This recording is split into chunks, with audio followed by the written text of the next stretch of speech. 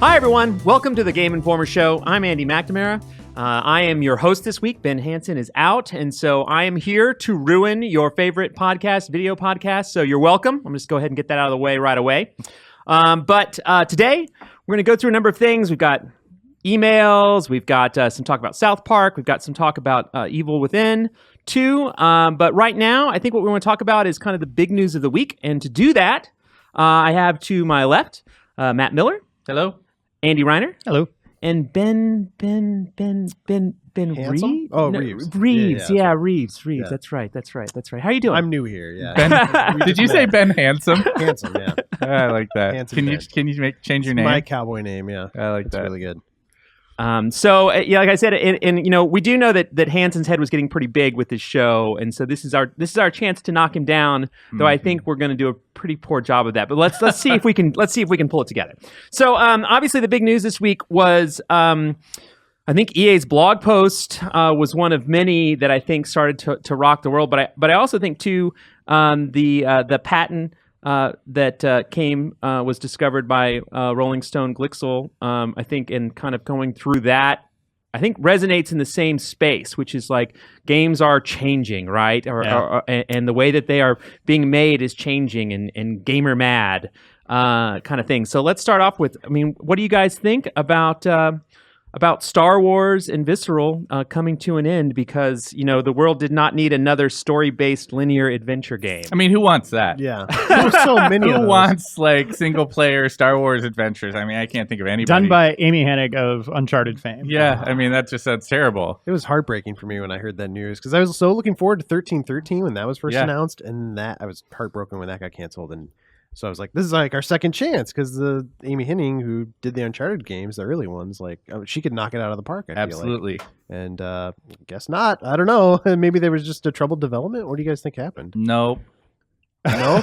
I really don't think that's what it was. I mean, In that blog post, just kind of piggyback what you're saying, there's some very kind of cryptic messaging about how the game is changing for expanding the market, Yeah, right? I have it here. I can read it quick. yeah. I can read it quickly. So, in its current form, it was shaping up to be a story-based linear adventure game. Throughout the development process, we've been testing the game concept with players, listening to the feedback about what and how they want to play, and closely tracking fundamental shifts in the marketplace. It has become clear that to deliver an experience that players will want to come back to and enjoy for a long time to come, we need to pivot the design. Pivot the design. pivot it, man. Changes in the marketplace. There's It some is- very, very key messages It's here. telling that is like in that sentence and the various commas that occur there. There are a that's lot of snuck commas, in yeah, at the yeah. end, Yeah. right? Like we're listening to players. We're trying to make the best game. Also, changes in the marketplace. You know what like- it sounds like? Like I don't They know. really like this game. Like, it is cool. We don't want it to be done for them. Like, we need to figure out a way where they keep coming back to play it again, Of even course. though it is a single-player, linear, story-based game. Well, I mean, okay. First of all, this is a question I have for you. So, like, when they started doing this, I was like, that's very brave of EA. I mean, this isn't new information. Do you know what I mean? That's what kind of annoys me about this whole thing, is that, like, there's been a steady decline in how consumers consume single-player games, right?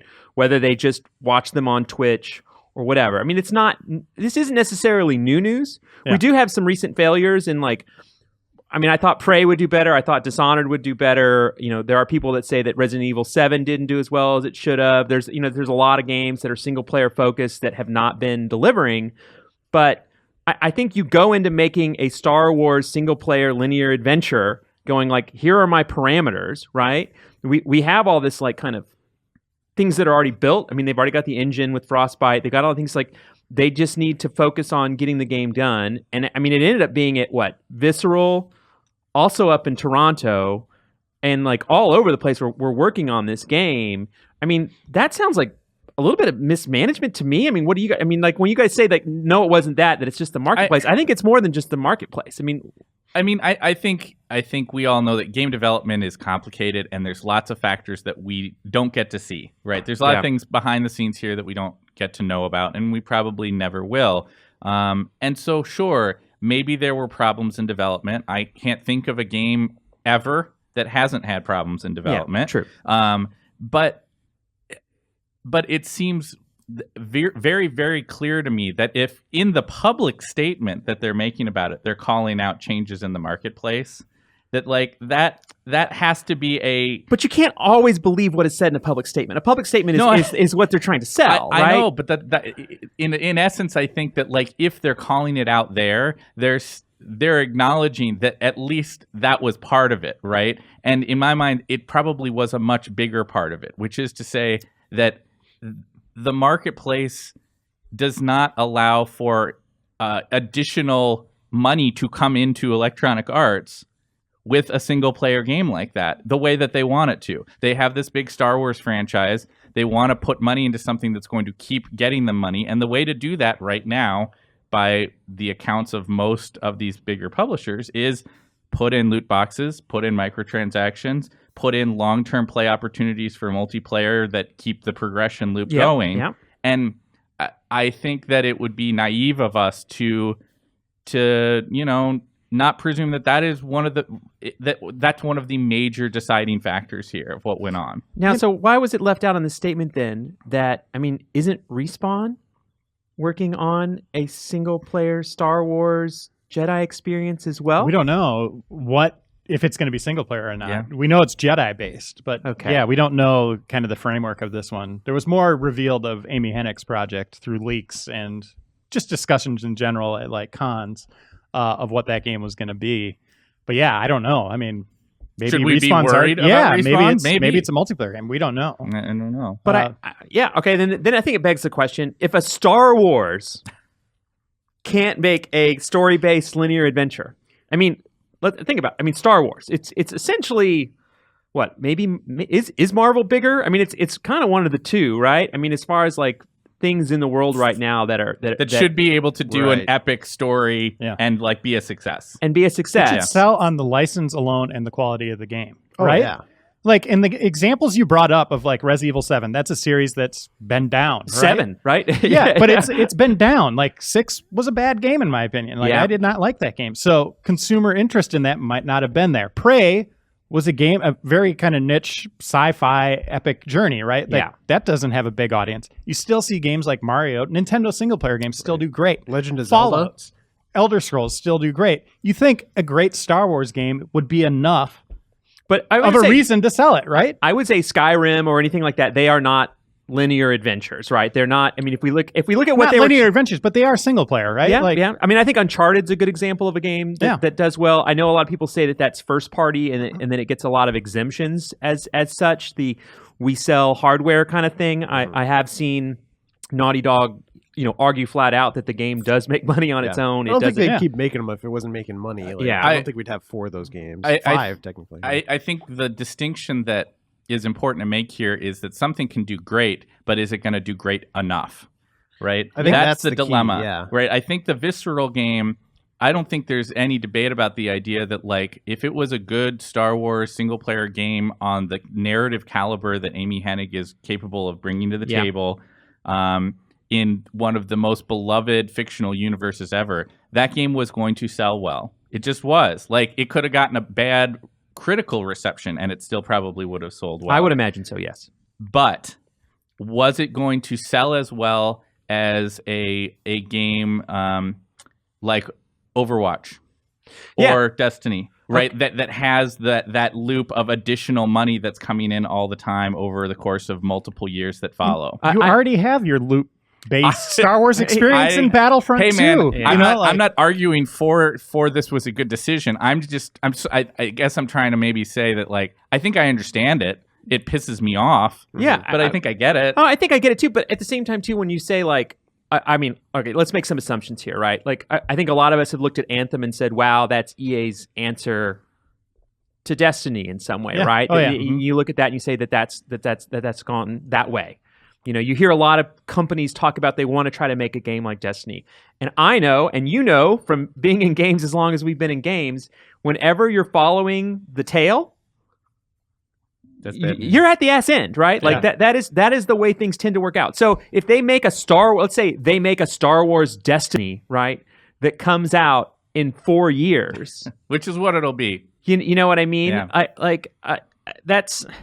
Is that is that a wrong decision, right? And I mean, I would say this too. Right now, more than ever, which is funny, which is another thing we're going to get to here later, is just that loot boxes and microtransactions right now probably have the biggest clamor against them. Oh yeah. Right now that they've had in a while.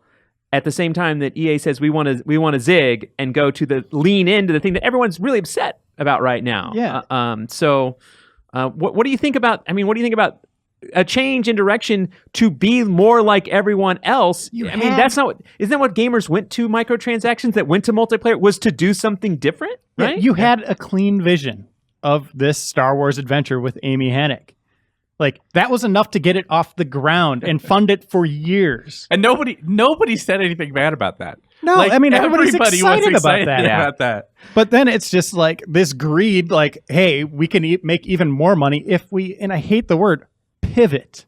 Yeah. Like, to something else. Like, you had this vision. Now you're going to try to cram it into a different system? Like, I don't get it. I really don't understand what they're doing with this one. I just don't know make a different game. How much of that game can they even like use for this new type of game that they're making? Obviously, there's a lot of question marks there, but it just feels they're saying they're using the foundation that's there, that was created by Visceral. I'm sure there's going to be a lot of wasted like work though, and stuff that's just not going to translate. It's kind of sad. Not to mention, by the way, that one of the things we're not even talking about here is the fact that like we're losing a great studio with a bunch of really talented guys working there. I mean, Visceral does really, really good work and really original, interesting work in game development, and it's had some misses, but yeah, I mean, like I was a huge fan of the Dead Space games, and like I was hoping like maybe they'll come back after this Star Wars game. I mean, let's not forget, I should say that I mean, the guy who started Dead Space is no longer at Visceral, right? And EA has a long history of having studios that are delivering and not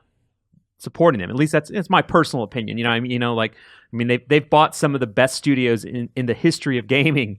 And then you're like, who, what, when, where? I mean, we've even joked around here, and I love you, BioWare. Don't take this as a diss, but we've joked around here that like, how long is it until EA screws up BioWare, until it becomes, or have they already? Or does it become EA Edmonton? You know what I mean? And it's a little bit of a sick joke. I will certainly admit it, but it's less about who BioWare is and more about like what.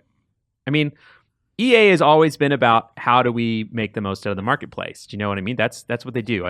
Someone once joked to me and said, if you think EA is about selling games, you're wrong. EA is about their stock price. And I was told this, 20 years ago. And it's an interesting take on like what EA is. So your point of like, yes, they can find more money in a different type of game and sell that type of game. Or they think they can. They think they can. Yeah. If that game is still relevant, right? And if they think that Star Wars was going to be relevant as a single player adventure 2 years ago, right? What is this 2 years? What is this 2 years from now? So I find that interesting. I think too, I go back to, at least for myself, I feel like you knew what you were getting into. If it took 2 years to get where you are now, where you decided you needed to can it, I look at that as a lot. That's bad on the development group, right? For not getting that further along quicker. Yeah, right? and what was not the release that date? What did they say the initial release date was? Was it end of year 2019? I think they said 2019. And so that's a lot of pre-pro. That's still a long ways out. So yeah. Which is what gets us to the point that like whatever version of this game, however it morphs into something, the idea that it would be before 2020 is almost impossible. Yeah. So we're talking about something that was far out and is now even further out. But by then they'll pivot again right. to just be a mobile VR experience, right? I can't wait. Well, everyone will be a solo in this multiplayer game until you buy, a loot box that gets you a custom skin that makes you look like Greedo, a custom Skywalker, and then you figure out who shoots first. Do you know what I mean? That's what it'll be. Is who shot first? Really good. The game. And they haven't clarified what Amy Hennig's off to now, right? They haven't. Sort of like talking like so. She Her might name not was even be on absent this. from all of this. Yeah. I mean, we don't know. I mean, she may be in the process of getting away. Or they may be like, hey, we're not making that type of game. We don't need someone. We don't need a story director. I mean, I think there's a lot of things that could be going on with Amy right now. I mean, I think that's why it's an interesting question. Both her and Todd, who came on board to work on and kind of create the direction with this. I mean, I wish them well. I hope things are going well for them. But we really don't know what the status is for that. I mean, I think there seems like there's going to be plenty of Star Wars stories to tell. Amy's a big Star Wars fan. It seems like that even if you're making a different game or you're pivoting, that there is, at least I feel like Star Wars games are best when there is a good story with it. Yep. Mm-hmm. Yeah, I agree. Hold your breath for anyone working on Star Wars. It's just movies or games, just the axe falls on everything, right? Like, oh yeah, even the changing movie stuff, directors. It's crazy.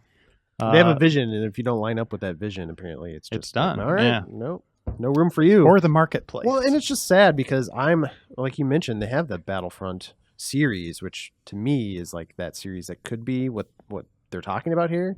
So it feels like there's just nothing for fans like me out there who want a narrative-driven Star Wars game. Like I feel like there's no Star Wars experience that I want to participate in because I'm not a huge like multiplayer shooter guy.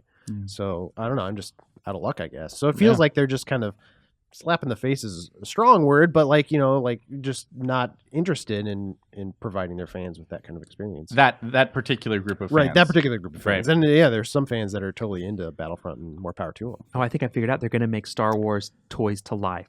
Oh wait, never mind. Oh, that could totally work.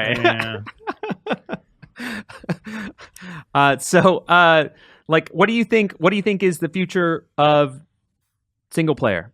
Do you think this? I mean, a lot of people are doom and glooming this. I think I gave enough examples of it. I mean, there are so many success stories. There are. It's just you got to do it. I mean, quit messing with this stuff. Just do it. Fans want a certain thing. Nintendo sticks to that script like you wouldn't believe. I mean, I didn't even mention like Breath of the Wild. What was Horizon Zero Dawn? I mean, there are a lot of examples of it working and selling millions of copies, right? But when you start tinkering with it and adding loot boxes like Mordor, alarm bells go off. Even if it isn't intrusive to the point of breaking an experience, consumers are worried about this. It doesn't make the game better, right? Yeah, but it's just weird. Okay. There's two different things here, I think, that are in play. To your point about the marketplace, Miller, is that you're right.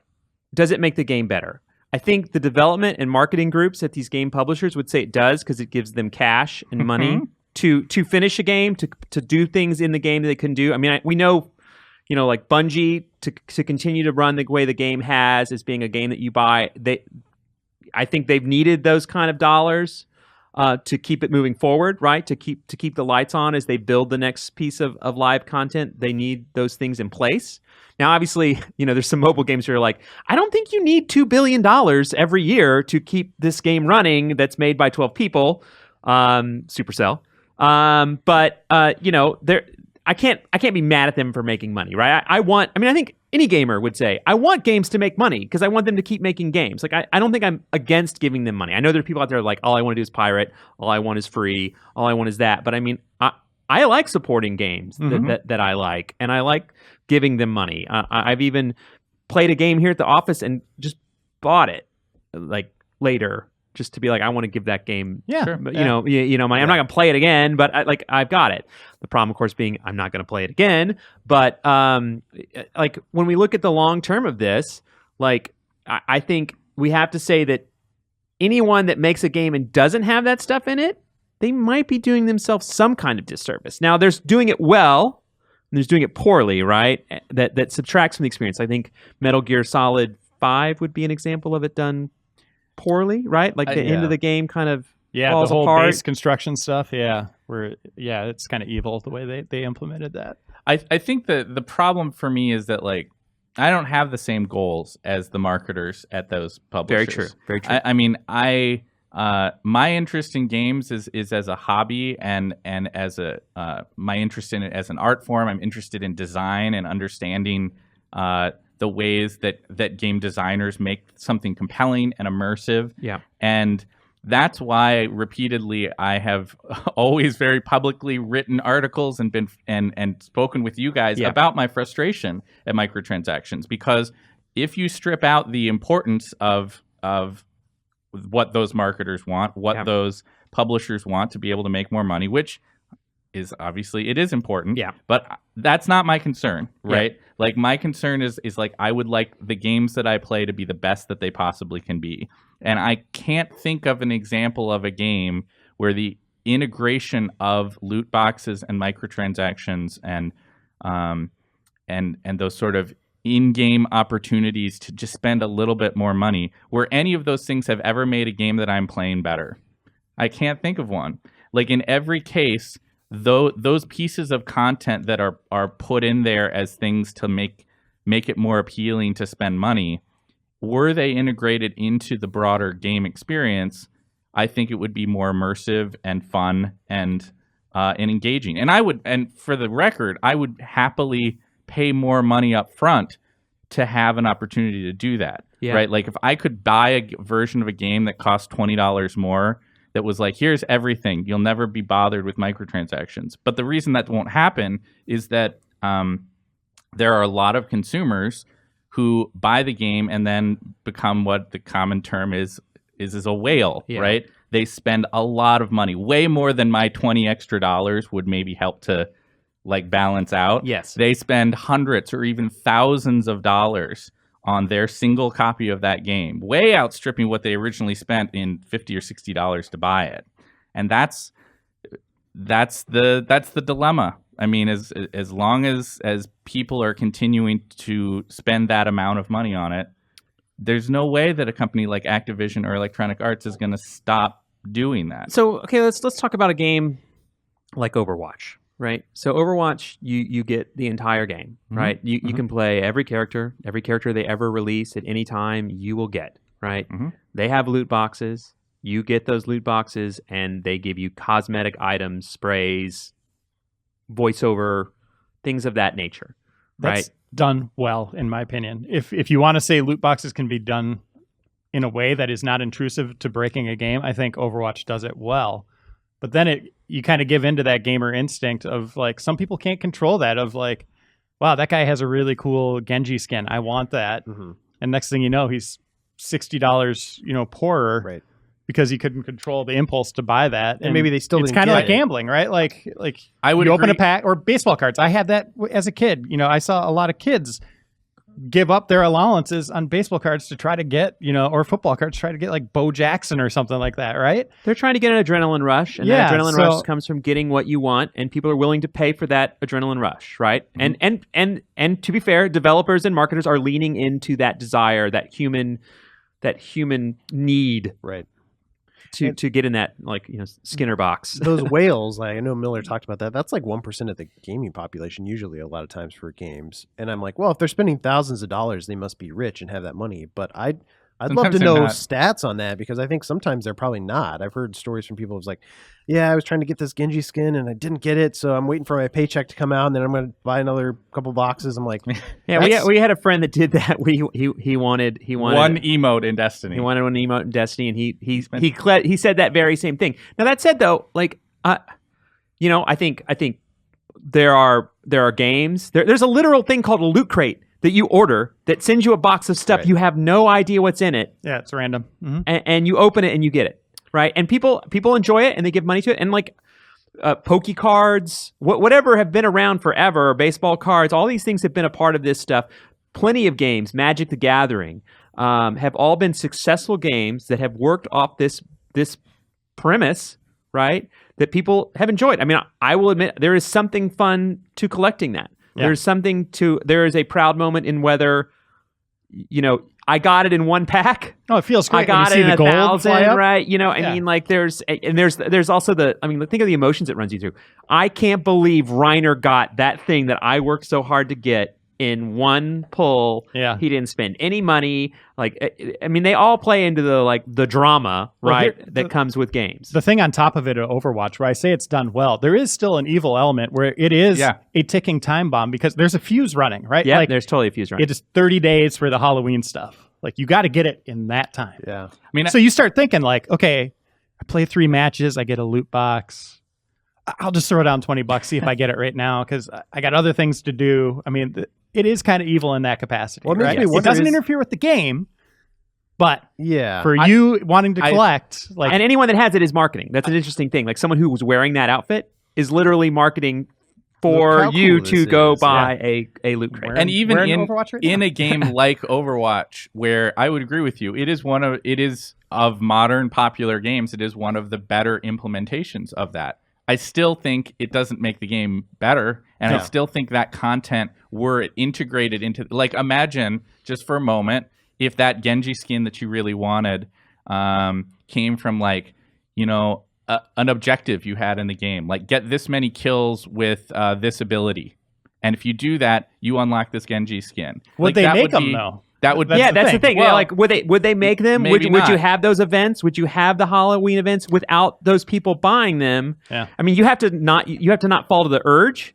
But I think there is a very clear argument that, like, they can't make every character free forever if there aren't people buying loot crates, right? So it's one or the other. You don't get, like, I can integrate those in and make them rewards if they can't make them. I mean, Reiner that's the hardest point, is that, like, do I want Christmas events? Do I want holiday events? Do I want Halloween events? Do I want all those events to happen? If they do, they need some way to pay for them, right? And I think we saw with DLC and season passes that buying things sight unseen. And I mean, and I guess that's another level of sight unseen. But people were walking away from that, right? I mean, I felt like I was. I mean, every time they were like, buy a season pass, I was like, let's see what you do first. Yeah. It's it makes kind of sense. It's kind of funny. The company that kind of started all this, Bethesda, to a degree, with Horse Armor. Remember that? Where they were like, we don't know what we're doing. And everybody's like, oh, this is kind of evil. They've really shied away from it completely, right? Like, most of their single player games are, you buy it and you're done. They might have like DLC down the line, like, expanded story stuff, but they're not doing loot boxes or anything like that. They got burned early on. Yeah.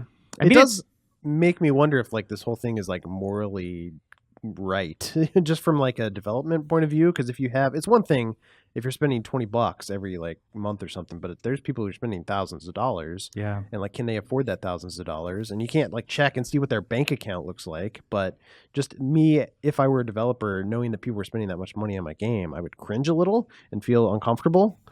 Just because I don't know, like, are we scratching some, like, weird itch, like uncontrollable itch, and is it right to be doing that? ESRB, there was that big thing a few weeks ago about where ESRB having to come out and try to make the claim that, like, this is not gambling, but that, even the fact that the conversation has elevated to the point that the ESRB has to say that is telling, right? There are people for whom it borders on something like gambling, and who are spending an amount of money that they shouldn't be. I mean, there are countries that have limits, that have put limits in place where you can only spend so much money a month on a game as service. There have been things like certain treasure chests in some Asian based games, and, like, where a lot of the free to play stuff kind of originates, as far as like kind of getting money from people, was that in those markets they had ones that they felt like that they were chests that they literally made them change, because they were like, this chest is too much like gambling. That they had gone too far down that path. was one of them that got switched, right? Like, and I mean, there's things I've heard game developers, game publishers say they're worried that if it falls into the addiction, right? It's not that it's gambling. I think the problem with gambling is that it becomes an addiction and falls into that addiction place where you can get it starts to it starts to impact society. That's when a senator says, hey, we need to stop this and put an end to it, right? And that could happen. I mean, I think you're right, Ben, that if it becomes a big enough of an epidemic, I mean, I feel like a lot of people still do it for fun. I mean, I know I have overspent on games before, and sometimes I definitely have buyer's guilt. I'll go like, what's $20 more? I'll buy this, and then I don't get anything, and then I feel bad about it, and I kind of run through a series of emotions. I don't think I'm probably the only one, or maybe I'm totally like on the psychiatry couch right now. But there is a lot of like interesting, I think, emotions that go along with spending that money, and also to the kind of the high that comes from getting what you want. How different is it though from like one last pull of a slot machine?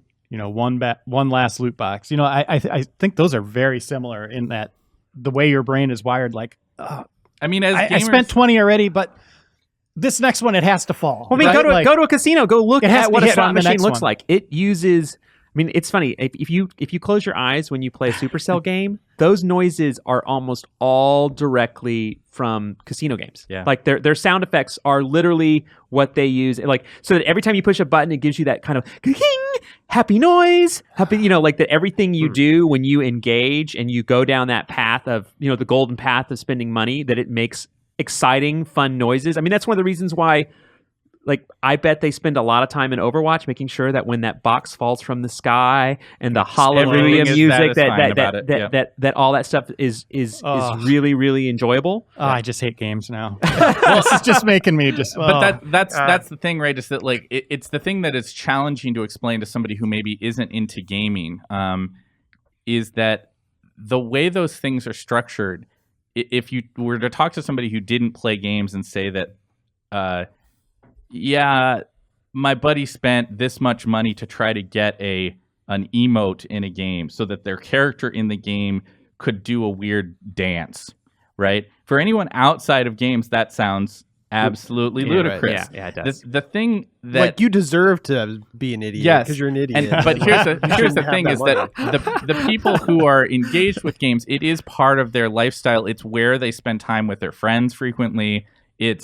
It is their Nike shoes, right? Yeah, it is their fashion expression. statement. It is the way to express yourself, Yes. right? And they are, and like fashion, ultimately, it is empty, Yep. right? But people like fashion, right? Yep. And people like to show and express themselves. I mean, remember when Xbox was like, "Hey, we're gonna let you do, like show who you are," and I think that's very much the way people are. I mean, I when I farm a rare mount in World of Warcraft, I'm pretty happy with myself. I like to ride it through town, let everybody know this is how I roll, right? I mean, these are the places we live. You're totally right, and that is another thing that is another reason that like you can say it's okay, and that's another reason you can say it's not okay. I think the situation you just described is a really important distinction, and I think it's one that a lot of people gloss over a little bit, which is that I think there's a profound difference between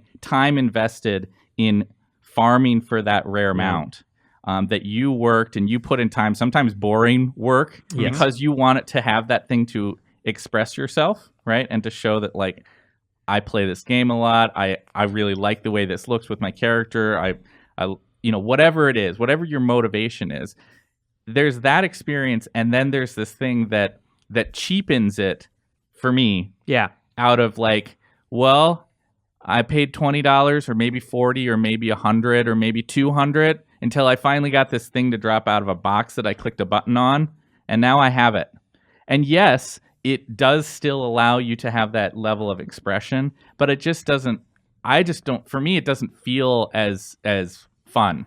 I would point out, like, I think there's people that point out that like Blizzard's been doing loot boxes for a while and they got a pass. And as people may or may not know, I like World of Warcraft. I've liked World of Warcraft basically from the beginning. I'm a big MMO guy. One of the things that they do really well is that like I've always been kind of shocked by, and I think this is playing into Miller's point, is that they could have put a billion pets up at $15 a piece and people would have bought them. Like they could build a new wing in their, like, hey, we want a whole new wing on our building, and they could be like, let's make 15 mounts and put them on the for sale. It's our rooftop pool. Yeah. I mean, they could do that and make a ton of money, but they have been very good about like, we put pets in games. And we put pets on the marketplace, and the marketplace is limited, like the real marketplace. And the other thing too is they make pets. They're like, hey, all $10 of this goes to Puerto Rico, right? I mean, they do things that like to help other people. I think to your point, and I think this is why it's fresh too, is Destiny 2 did a horrid job of balancing these two things. It's one of the biggest problems with Destiny 2 is that you can't go farm a quote unquote mount. Do you know what I mean? Right. You can't go get one. You have to get it through They're really slow leveling or through buying your way through it. And even then, it's like really slow leveling is what gets me there, which is the same problem with the reputation tokens, is that the solution to this is just keep getting stuff and then roll the dice and maybe I get it. Yeah. That I can't find a goal, set a goal, complete a goal, and get that rush of like, I did something in games. Right. I really feel that is like one of the major things missing from Destiny 2 is the like, what do I accomplish now, right? And so the best games have something for you to accomplish. I felt like Overwatch to me a little bit too. At one point it was like I can either accomplish by getting better at multiplayer, spending more money to get cool skins I want, or what I did was I was like, you know what? I have most of the skins I really like. I'm kind of be like someone like, I want a cool skin for this character. Once I have a cool skin for that character, I'm like, that's cool. Right? You know what I mean? Like I don't need more. That's where I sit. I did spend money on Overwatch, just to be clear. I do purchase in-game items. Maybe I'm part of the problem. Maybe that's why Star Wars Adventure, Linear Adventure. No, Yeah, come on. So My dreams. I crushed them all. You're welcome. But I mean, like, you know, I think it's important. I think it's really important. You're right that games be games. And the other thing too is that WoW got to the point where they were because they made a good game, right? And they made something that resonated with people, and then found ways to extend that experience, to make that experience better. I mean, I don't see my experience cheapened by someone being able to buy a mount or someone being able to buy a pet or. And even a lot of the most vocal people that I'm one of them, right? Like, it's like, this has to stop. This has to stop. I buy them. I'm complicit, right? Like I'm part of, if you want to call it a problem, you know, because you do fall to those things. Like right now, I want to get the new Symmetra skin. I have 2,000 gold. I need 3,000. The clock is ticking against me. Yeah. What am I going to do? You're gonna buy in. Maybe like right now, I'm mad as hell, by the way. The thing that we haven't even touched on, by the way, the Activision patent. Yes. That just showed how evil this could be and the way these companies are thinking about it. So I mean, let's talk about what that thing is. Yes. Yeah. Okay, let's do talk about that. So you want to hit this off, Millie? Well, Go ahead. Basically, the big takeaway here is that there is this patent that right up front we should say that Activision very quickly came out and said this is not in any of our games right now. Correct. Now you could That's choose very to important. believe that that's a lie if you want, if you're a conspiracy theorist, but that's what's out there right now. But the patent itself is about the most insidious publicly available thing that we've seen for the way microtransactions can go in a direction that like really actively screws with the game experience. Because what it was a patent that an R&D group connected to Activision explored that would have let microtransactions be factored in to matchmaking. So, for instance, one of the four instances that they had in their patent was the idea that you could have a newer junior player who hops into a matchmaking experience and is made to match with someone who has already made a purchase. What do they call them? Something. Marquee player? A marquee player who's got something that is very highly sought after. Or like in the simple terms, like this kid doesn't have a sniper rifle. Yes. Put him up against someone who's really good with a sniper rifle. So he says, and that sniper rifle is available through the Yeah. microtransactions, so that you're literally thrown into matches where you are like. The idea was that you would get that you would lose. You would You'd lose, be humiliated into buying. and- Is essentially what it and is. humiliated into buying a thing. And so it's fair to say, let's just keep it to our office, that yesterday when this news came out, there were some words that were said in our office about what we thought about this and what we thought about what it meant for games. It was one of those words, finally. All right. That's what we've been waiting for. Who cares about skill-based or connection-based matchmaking? I want them to get me to... I mean, the funny thing about this thing, and like, I mean, hopefully now that it's come to light that it will never make it into any games, but I mean, we would never know. We would never know. We would never know. You would never know. And by the way, it's funny too, because like I don't know if I'd feel worse that I'm the patsy that got set up to like buy the sniper rifle, or that I'm being used by a company to shoot other players into spending money on items. Like, you know, I both ends of that make me very angry. There's no end of that spectrum other than like, I'm a marquee player and I'm really good at this. You're getting screwed in both directions. But you're kind of getting abused in both ends, and that's a scary thing.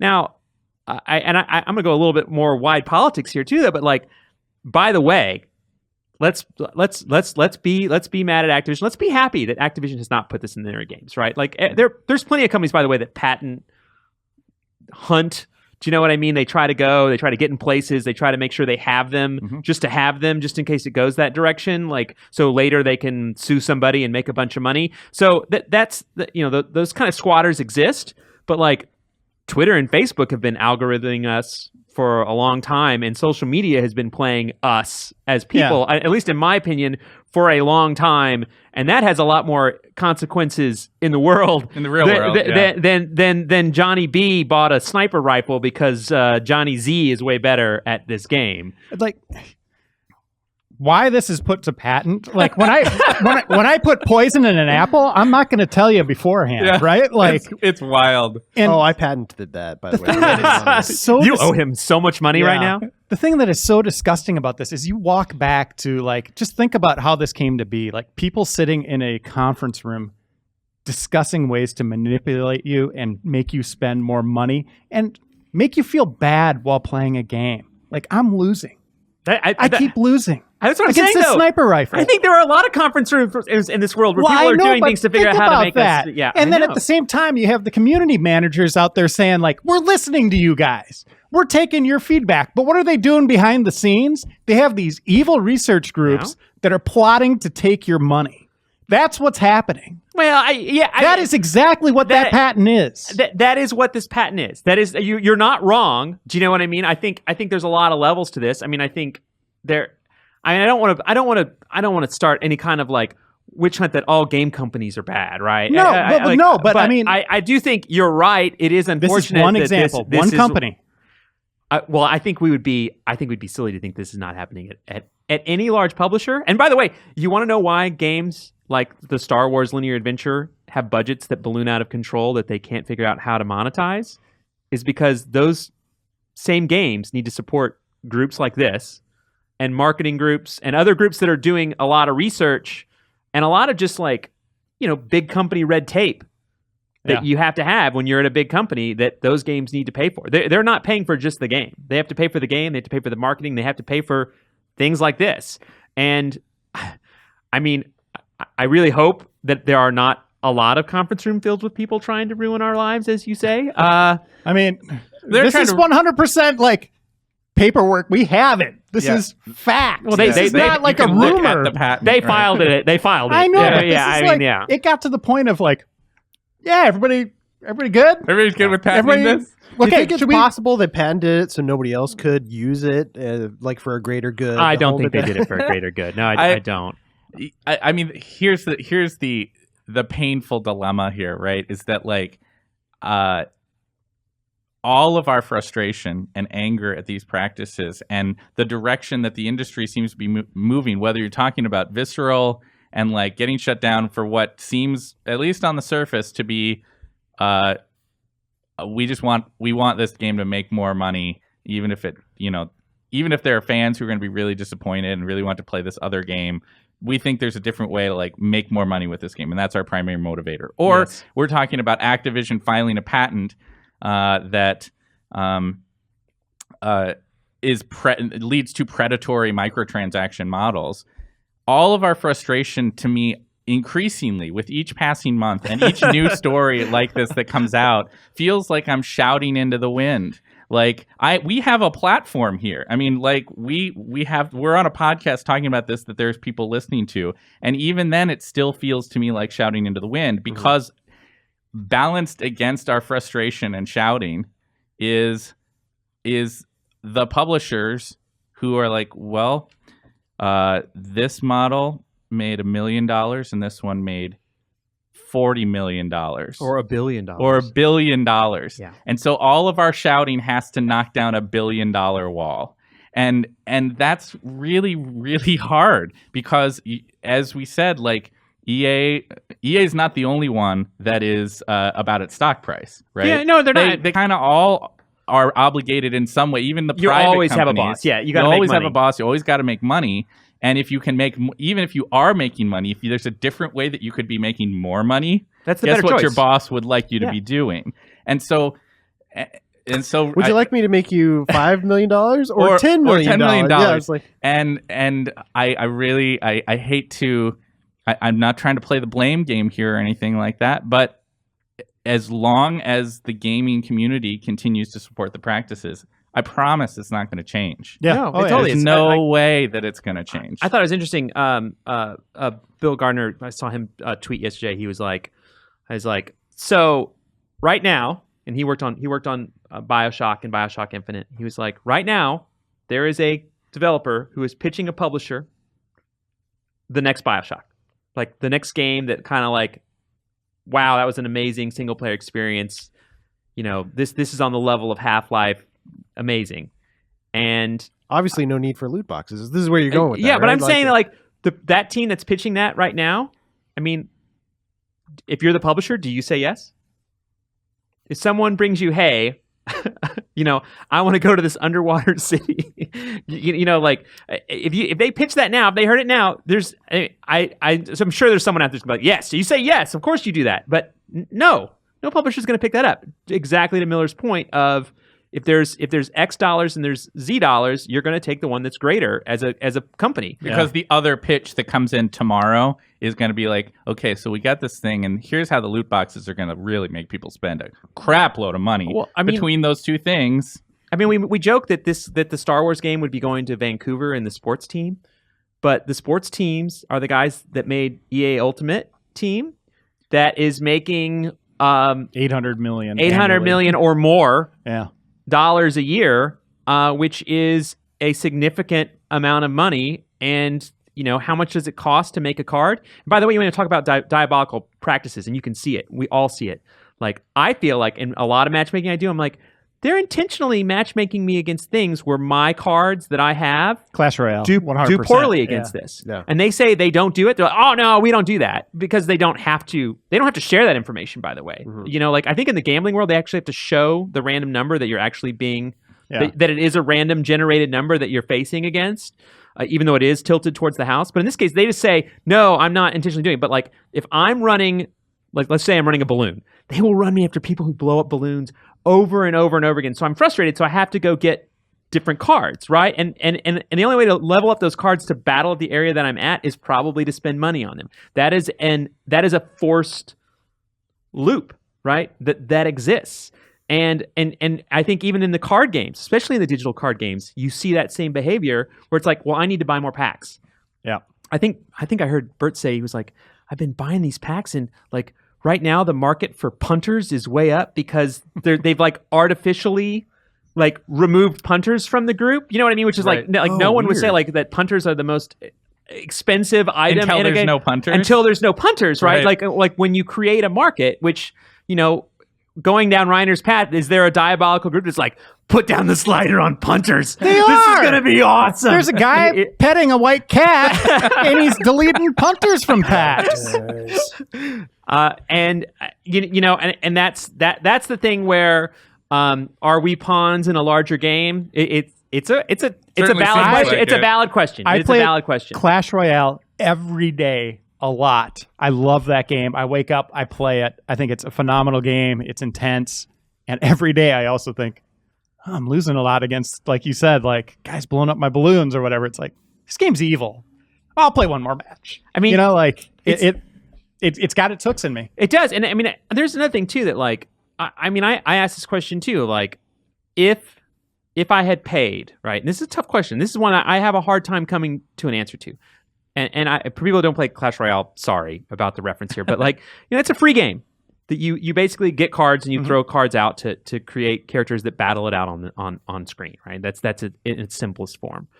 But if I had paid $30 for the game and gotten the whole game and beat the single player campaign, whatever it was, and then gone on to multiplayer and played it, won some matches early, and then I hit that wall where I start to lose and things don't go so well, do I turn it off? Have I played this game for a year now? Just like Reiner, I play it pretty much every day. Have I played this game for a year because of the microtransactions? Is that what keeps me coming back? Is it the competition? Is it the fact that I can sway the battlefield? That I feel that I can sway the battlefield with dollars? That changes that? It's a really tough question, right? Like, is the game less successful as a $30 product? And I think you could find examples of both, right? Where one that was and one that wasn't. I think just like when we say, hey, single player is dead, here's an example of where it isn't dead, and here's an example where it's not dead. And I think, one of the things that gamers do is we talk in very binary terms, and I feel like publishers do it too. You know what I mean? Like, they were like, you cannot have premium games. Everything must be a free game. There was that period like 5 years ago. And we've quickly learned, no, there can be both, right? And there can be games that kind of like skirt both of those things, right? Sure. And I think right now we're talking about single player adventure games in a very binary term, and we're talking about loot boxes in a very binary term of like evil. But I think there's a lot more to it than that, and that's what's scary. The thing that's really scary is like I'll go to like a Cliffy B quote when they were launching Lawbreakers. He did an interview and he's like, "I want to make the next $1 billion franchise," and I was right there. I was just kind of like, "That's a really high, lofty goal." But I think you're right. Like, you look at Star Wars, to go all the way back to our opening topic, that game maybe as a great Star Wars single player experience maybe would make 500 million, something like that, right? Like, but that's not, it sounds like that's not good enough. It has to be that lofty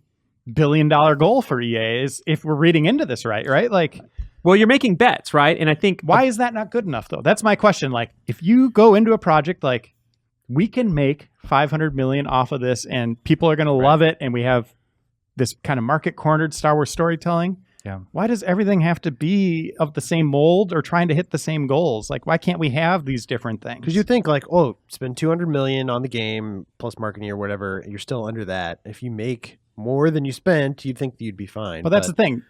If they don't do it, they're screwed then, right? Like, they're out 100 million or whatever. Well, I think the problem is that if you were a publisher and you were to say, and maybe this is the 80s, maybe this is the early 90s, that you're like, every game I make, if I keep it within X budget, is going to sell X number, right? If I keep this game to cost $5 million, I'm going to automatically sell, because everybody buys these games and get $10 million. So I always make $5 million. So that every bet is a safe bet. I mean, every bet now is not a safe bet. Like, and any game that fails, if you're not a strong publisher, can put you out of business, right? Like, I mean, if you overinvest in the next Destiny, and it's not the next Destiny, it probably won't be, which probably won't be, right? Like you lose a ton of money. But if you win, you make a ton of money, and you can afford to build a bunch of other things and take a bunch of other chances and yada yada yada on down the line, right? But I mean, it's a very dangerous world, and I think the world has changed too. When I look back to like '85, when like Acclaim was making as many companies as they could to work around Nintendo's like, you can only publish 4 games a year. They're like, well, we have 17 companies now, because at that point you could make a game and it would make money. I mean, we laughed about Sega the other day, because Sega, I think during the Genesis era, was a lot of fun, because they were just like, hey, I got this idea for a game. It's called Vector Man. You're a guy made of balls and you shoot things, and like, it's going to be great. And you're like, make it. Go for it. Here's that's fun. Like every time someone walked in a room and said, here's my idea for a game, they were like, yes. Like, because they knew that everybody that came in that room that had an idea for a game that could essentially finish it. Yeah, finish it. And that they knew they could market it, that it was going to walk out that door and it was going to make money. And like, that is not the case now. And on the other side too, is that there's games that, I mean, because Overwatch is what it is, or because I'm playing Clash Royale, or whatever it is, that people are playing for a longer period of time, that there are less times, like there would have been a time in my life when I've been like, I have to play every game. Maybe mobile games is what broke me of this thing where I thought I had to play. I've given up on playing every game. I can't play every game. It's impossible now to play every game. It's impossible. And on top of that, not only is it impossible to play every game, but now games that are big, do you know what I mean? Like, let's take a look at like League or Dota, which I think a lot of people and a lot of college students end up playing when they go to college because it's free. They do end up spending some money on it, obviously, because they make a lot of money. But like, it's a free game that they can get, and they can get on their brand new PC that they brought to college. They can start playing it. They can play with their friends. It has a very, very, very deep learning curve, right? Or very high learning curve, right? So like, you can get a lot. The game experience is deep. You can learn a character. You can play one character for months on end and still not know all the nuances of that character, right? Well, Destiny, like, yeah, the game begins after you beat it, and you're like, wait, what? Yeah. Okay. Yeah. All right. So, but those people that are engaged in that are watching that on Twitch, that are watching the people who are really good at that game on Twitch, they're not buying as many games, right? I'm not buying as many games as I once did. I think I'm very clearly I'm not, because I'm spending more time in the places I want to be, right? And that's another thing that puts Star Wars linear adventure at bay. Though I think, Or does it not? or does it? See, that's where I fall too, because I'm like, it's like, Is it the whatever kind I'm If I playing. could play this for a week and then be done. Yeah, exactly. Or sometimes that's what I want. You could have my money. I mean, that's what I did. Uncharted. I was like, everything stopped when the last Uncharted came out. I sat down, I played through that thing. Awesome, right? You know what I mean? Like, there are games that make you stop in your tracks. I think sometimes they look at the marketplace and they say there's a lot of games that failed, and they're like, yeah, but is it Star Wars? I mean, I guess I would. For me, it's that like I would challenge publishers that they're moving forward under a particular model of understanding the way that their public is their public is willing to put up with, and they keep pushing against that a little bit, right? Like the Activision patent speaks to that's one direction they can push, right? One way that rubs people the wrong way. There's other directions that things could go that would push people the wrong way, and the question really becomes whether eventually there would be enough of a critical mass of people who are just so disgusted with the business practices of the games that they play that they just float away. And that's the danger. The broader world of this hobby that we all love so much is that like history is littered with entertainment mediums that got arrogant with like how much they totally had their consumers in their pockets. Transformers. Well, I'm talking about like entire mediums. I know, right? I know. Like the music industry, the movie industry, who got complacent with where they were, and took their enthusiasts and their fans for granted to a certain degree. And eventually, those fans were like, "I'm not dealing with you anymore. I'm out. Yeah, I'm gonna go do something else."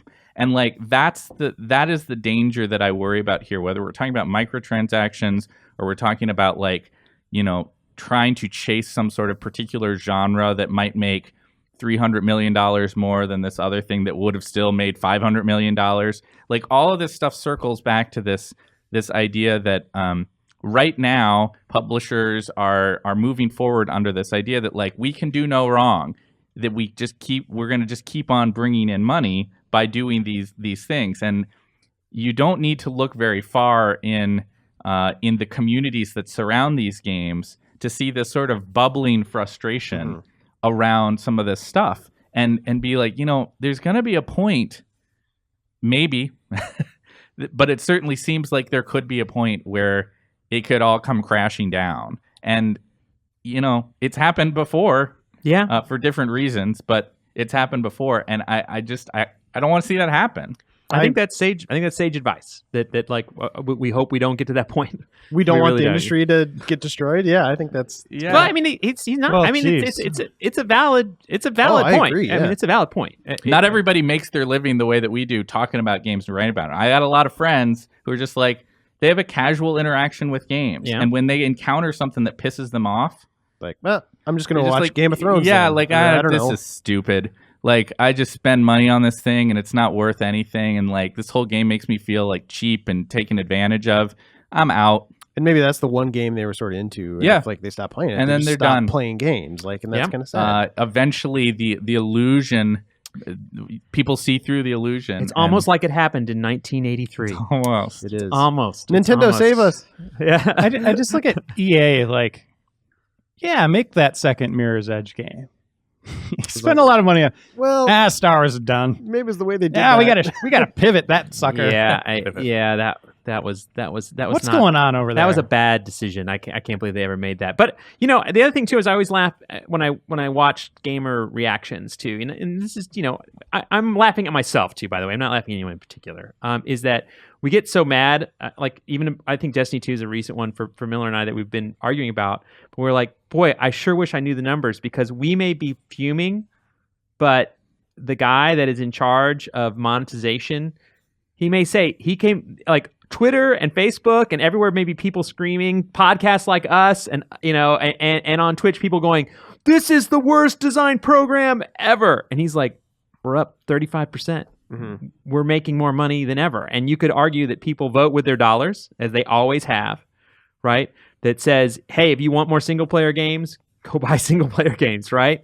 If you don't want microtransactions, don't buy them, yeah. right? But like when they look at the dollars and they see the dollars there, and you could argue they're doing more than ever to try to take those dollars from us, and maybe we're just succumbing to their tricks. But the real scary thing here is we're losing. It sounds like we're losing an experience that was not tied to this stuff to become tied to it, right? Yeah, like it feels absolutely. like the market just kind of shrunk on us, like went in more of a direction when we had everything. We had every option available, but now it seems like, at least with this one example, it's going in a different direction and kind of signaling, like you said, people are angry single player games are dead. That's not the case, but this is one where it is, the wind is changing. Yeah. And that's terrifying to me. It is terrifying. I mean, I think we can take some hope. I mean, they're still working on Last of Us 2. The Naughty sequel. Dog will keep putting out I mean, we could. There's you're hope there. You're out of arrows. You better get a loot crate. See if you get some. Better get that arrow crate. We got South Park that just came out. I mean, it's not dead, and even though there's been an indie apocalypse, to some degree, it's been talked about. I mean, I think there's still going to be people making indie games. I think one of the great things you can always think about is, the companies that make game engines making games easier with each passing day, right? And as it becomes possible, even though the games are getting ridiculous, I mean, even the games that one or two people are making now are very impressive.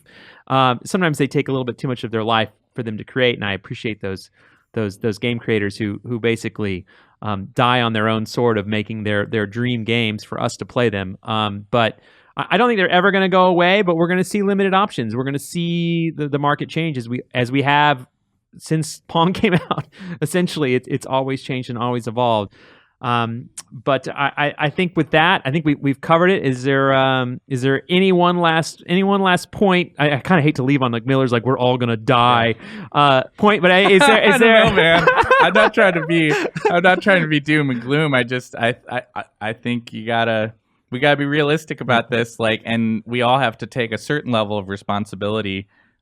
There's only so much that we can shout at publishers for giving us what we want. Yeah, I was gonna say, I put the emails together this week, and there was like an overwhelming number of people asking, like, "Hey, you guys should talk about loot boxes. You should talk about." I think there is a sentiment in the gaming community of like, there's sort of a backlash against loot boxes, and I think people are kind of, I want to say, coming to their senses. But we are at a moment that it's a conversation piece, but I don't think we can absolve the broader community of responsibility here. I mean, that's a hard truth, but sometimes these things are at least partially our fault. Yes, it's the fault of the publishers as well for maybe trying to take advantage of us. But I think games are really good at manipulation, though. Too, they are. Like, they're like, that's sort of the magic of games in a way, but that can be kind of like used for a negative purpose. So I guess just, I don't know, don't do it. Just to be aware of your own, do like, it and accept that this is the way the games Yeah. are going to go. It's not. This isn't a complicated equation. Yeah. Also, too, I think I'm going to throw out one little thing. I mean, I know a lot of game developers, and I don't think they're evil. No, by I the don't way. either. And They're trying to make a living, and it's hard. And it's hard, right? And there, a lot of the game developers I know. I mean, there's some that are. I'm sure there is an example of a game developer who is evil. I probably can think of one. I'm not going to say it, but like, I mean, I do. I know more. I know who you're talking about. I know more good than bad. Yeah. Let's put it that way. I know way more good than bad that sincerely love games, that want to make great games. They want to make amazing games, but there is they're not the ones making all the calls. That's right. It is a business, and there is a machine, and there is a big machine, and the big machine is going to apparently chew and spit out linear Star Wars adventure. So there you go. That's really sad. Stick around. We've got another segment coming up. We got South Park. We got The Evil Within 2. We have emails, so please stick with this Hanson-free, McNamara destroyed version The one good of the thing GI so Show. far about this podcast is Hanson hasn't been here. All right. Hi, Ben, wherever you are. All right, clap out, silly people. That's all clap? I don't know. Yeah, See what 1, happens. 2, 3, go. Welcome back, everybody, to the GI Show for our second segment, or so I'm told that's what it's going to be. I am Andy McNamara, filling in for Ben Hanson, and we are going to talk about some exciting South Park. And with me to do that is Kyle Hilliard. Hey, it's me. You're not Ben Hansen. I'm not Ben strange. Hansen. I have decided to ruin his show this week. Okay. So that is what we're doing. Hopefully everyone has not turned it off already. And Andy Reiner, Still here? still angry? here. Yes, still angry. And of I'm course still here. and Ben, God, Ben something. Ben Vereen. Yeah. Yeah. Ben. think it's Well, jamming. welcome, Ben. Welcome, Ben. We're glad to have you back for segment Yeah, two. here I am. Back again. And so, this week I saw a lot of accolades go out for the Fractured Butthole. You just went right in. I did. So we have a new South Park game. Kyle, Yeah. you have played it. Reiner, you have played it. Let's get into it. So, I've also played it. Oh, have you Yeah, played it? Ben You played it? Vereen has. Oh, yeah. Ben who? Vereen. God, I'm so confused. So I have all right, actually played it. That wasn't a joke. Oh, okay. All right. Gotcha. So I have not played it yet. Haven't even started, I right? haven't even started yet. But yeah, I will say I absolutely adored the first one. me too. I couldn't stop laughing. I know I shouldn't laugh at some of the jokes from Train Map, but they work and they make me laugh. Yep. And I really enjoyed the first game. So tell me about the Fractured Butthole. It is good. If you liked Stick of Truth, I think you will like the Fractured Butthole. I actually think it's not as funny overall. That isn't to say it's not funny. It is a very funny game, but I think the sort of charm of like experiencing a South Park game for the first time, Yeah. or truly experiencing a South Park, interactive episode in the first time made it funnier. But I think the combat is better. It looks better. And there's still just tons of weird, hilarious, and outright offensive things that happen in the game throughout. So the combat was like the big flag for me going in. Like that was the thing that I was nervous about. Nervous in the sense that I didn't think I would like it. Gotcha. Because I like the Paper Mario style Yes. of combat. I like Paper Mario, and once you throw a grid on screen, I kind of get turned off and scared. But it's simplified enough where it's fun, and it kind of gives you more control over the fight because you can actually move the kids around and put them in place, and you still have some of that QTE stuff, which I like. And there is more strategy there. It's still very light. Like you don't be like me. Don't be scared just Yeah. because you're seeing squares on screen. It's still very much a turn-based RPG. So You kind of said, "Hey, here are all the boxes. I have checked them." But I mean, at least from the like the general kind of consensus I'm getting from the larger world is that it's conflicting. So that like there's so many things that are good about it, but because it's not as good, what makes it not as good? Where did it falter? What are the weak points that you found? I do think it's a better game. You do think it's a better I think game? it's better than Stick of Truth. I think that it's just maybe not as funny, but still very funny. If that, Gotcha. Like Yeah, I'm trying to like put all these qualifiers on it. Like Trey Parker and Matt Stone are consistently like they have set this bar of quality for themselves that I think they always it's hit. better paced, better written. Maybe it doesn't have the jokes that are quite as big, like Getting to Know Dad very well. But I think that they do kind of dole it out at a better pace where I giggled all the way through the game. I'll say that much. Like maybe you're not like chuckling to the point of like, spitting out your juice or whatever, but it is consistent and just there are all sorts of different laughs. It's not just the same joke over and over and over. Like they really spread it out nicely and a big payoff at the end too. Like a lot of South Park stories get so bloated and over the top that it just collapses and then there's credits and Primus playing, right? Yeah. This one is like, it actually like has good payoffs and there are multiple ones at the end. You're like, oh, that's pretty clever. Like I actually think it's pretty brilliant in how it's written. It feels as if the ending was planned from the beginning. Yeah. Which Yeah. South Park does not always feel like. There Yeah. are a lot of South Park stories where you're like, well, they clearly just came up with Yeah. that. Sometimes they years write ago. themselves into a corner, and Yeah. then like an election happens, and they're like, well, I guess we got to exactly. do something else. So In walks Al Gore to fix everything. And that does not happen in this game. It feels like it even calls back the first game in a fun way. Like it was a very satisfying conclusion, which was something I wasn't sure I was going to get from South Park. So And there's times in this game where I would be like, whoa, can they do that? And I'd like look around my room at home like, oh, thank God my daughter's not here, or even my wife. Like, man, she's gonna like question what I'm doing here. Like, when I was reviewing it at home, I went downstairs and my wife and daughter were upstairs, and my wife was very clear, like, if you need to go downstairs, you tell your dad that you're coming. And sure enough, like, she needed something from downstairs. Like, she stood at the top of the stairs and she was like, Dad, I'm coming downstairs. Is it okay? And I was like, all right, give me a minute here. Let me pause. You may come down and get your stuffed animal or whatever it is. I'm so excited to hear that Game Informer has responsible parents. Way to go. Kudos to you two. Now since Hanson's not here, I can talk about my kid, because he always tries to cut that off. And normally you just leave her upstairs to play Grand Theft Auto, right? Oh, yeah. I let her watch South Park. Okay. The show.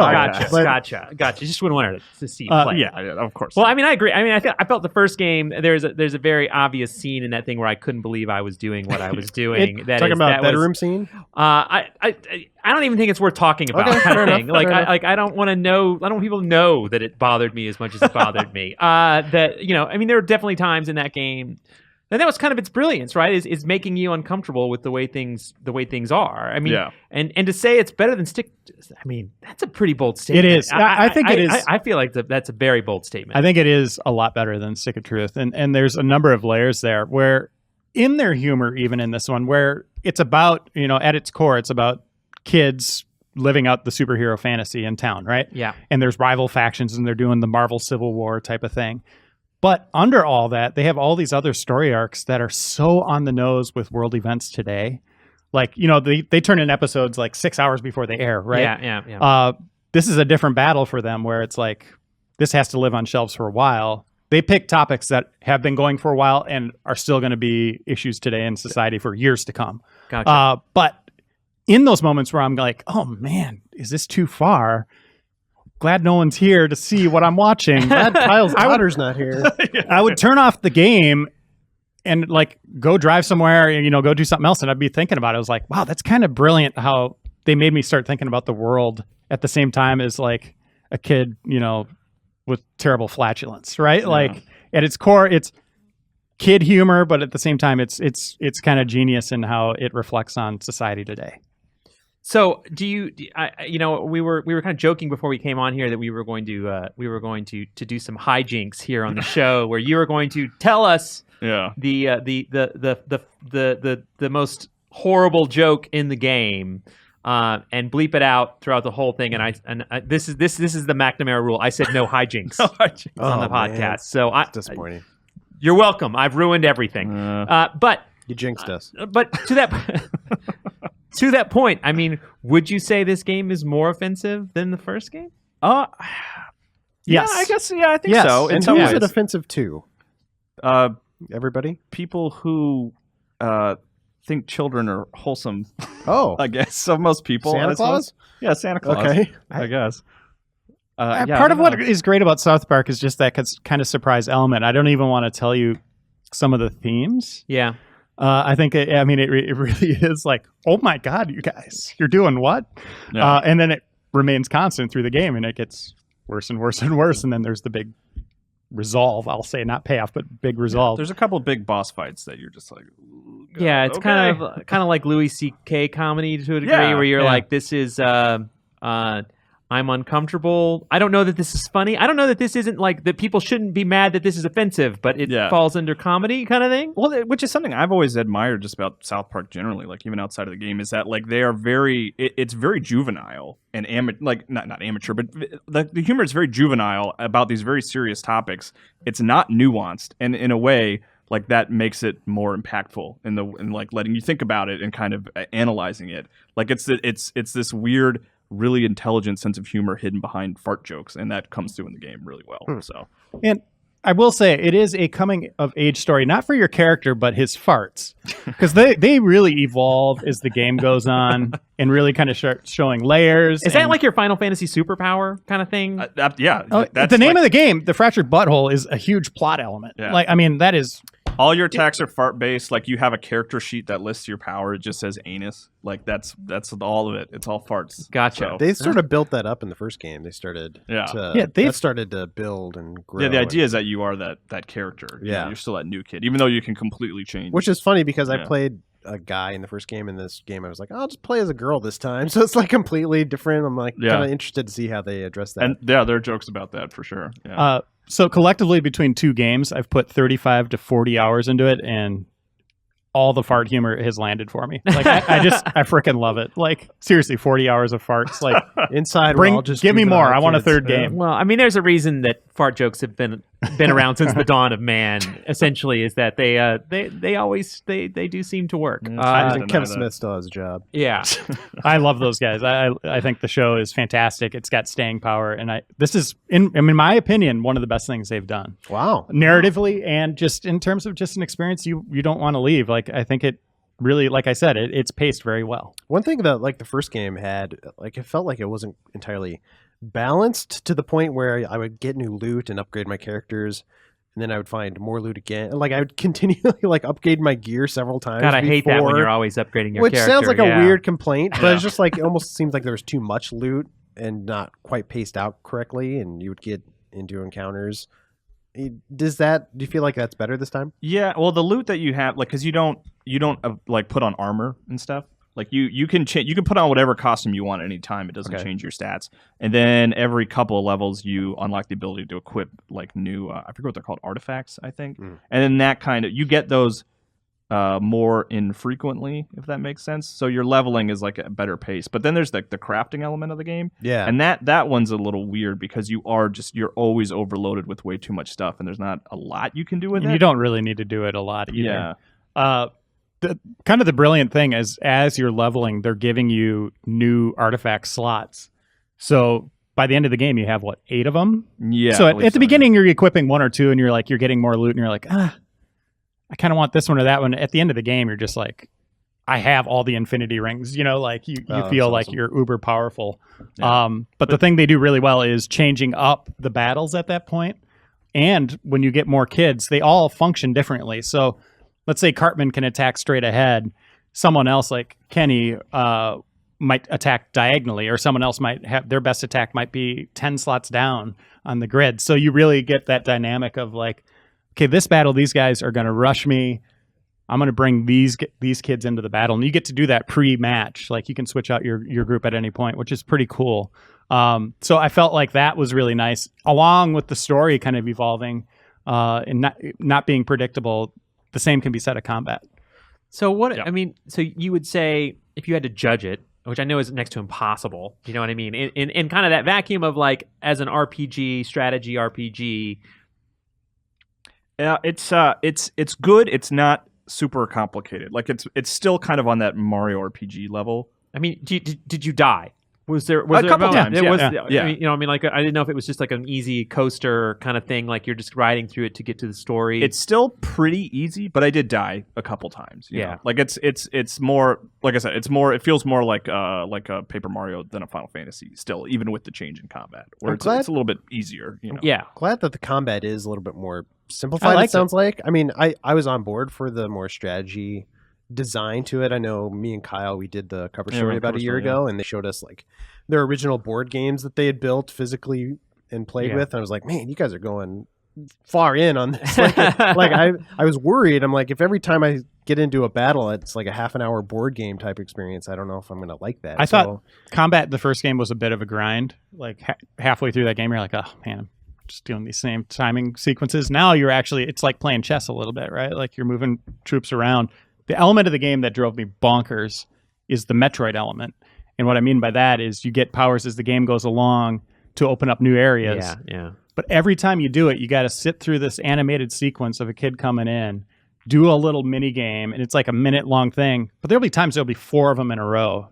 And you're doing it for like the 50th time just watching the same animation. I wish they would have sped that up. That sounds kind of dreadful. It is. That's the worst part of the game, hands down. Like, yeah, they do. 100%. They have different dialogue, but it's not different enough to make it like, oh, I can't wait to see what so Kyle that's says annoying. this time. You know, and it really stands out. Like it is like, oh god, I noticed. I got to fart on this kid's face to move this again. Oh, this sounds great. What are you talking about?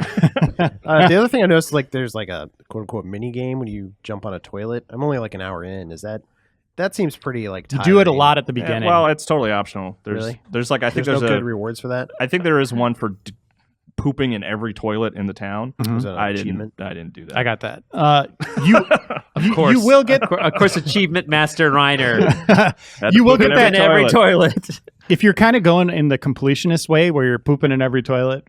You can when you come across them. You're going to be done with that very quickly. Okay. It'll be a bit of an annoyance at the beginning because you're going to do You're gonna drop take a lot of 15 loads. Yeah, 15 loads in an hour or so. But then you'll be pretty much You had a done. rich breakfast, apparently. Yeah. A lot of brand. your Yeah, you'll be superpower, done very, very quickly. I like the social commentary of that achievements are essentially pooping in every toilet. I would like to point that out. I think that's not to be It's missed. Yes, I think it brought up the rare gem achievement on Xbox. I was like, Oh. I did good work here today. So your review is up on GameInformer.com. What did you give it? 8.75. 8.75. The I didn't quite make a 9. Yeah. It's not this. It's one of those things. It's like it's not a universal recommendation for every like something like Zelda. I'm like I want everyone to play Zelda, but this like there's some people who might not like this game. Yeah. If you appreciate South Park and you like RPGs like this, you absolutely have to play this game. It's good. I mean, you would say It's in my top 10. What if I didn't like South Park and I liked RPGs? I would say I would still say check it out. You would. Yeah. I mean I think it's a solid RPG. Yeah. Now, is that in the category of I tried watching South Park and don't like it? Because then stay away from it. It's still the same thing, right? Yeah. But if you're not familiar with South Park, I would say, yeah, give it a shot. Okay.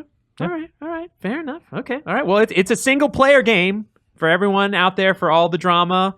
So go buy it. Please buy it. Please buy this game. If you love single player games, it doesn't. By the way, it doesn't have to be South Park. You can support whatever single player game you like. But but please, if this interests you, this is what it is because there are no microtransactions. I assume to buy. Did they make any jokes about that? More poop? There's a bus station called DLC. Okay.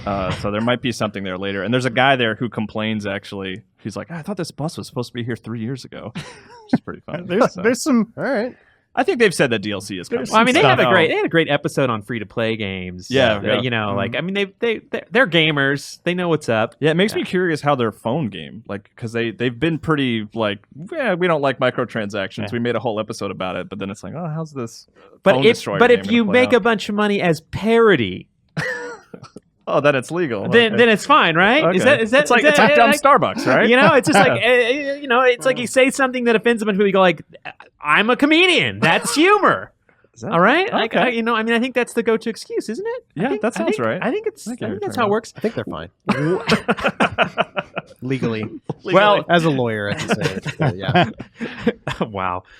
Please do not take any legal advice from Ben. What did we decide earlier? Ben Robs. Ben Robs? Ben Robs. Hey, you should not go to a lawyer. You whose were last the name is drummer on that Robs. Nintendo stage, right? No, Ben so Robs Loblaw?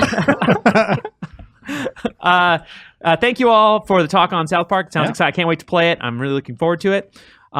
Stick with us. We have The Evil Within 2 coming up, and then finally we are going to do emails, which I think could get out of control very quickly. So let's see what we do and how poorly it goes. Stick with us. We'll be back. Such confidence. Let's clap in 3, 2, 1. Clap. Oh. Well, welcome back to the Game Informer Show.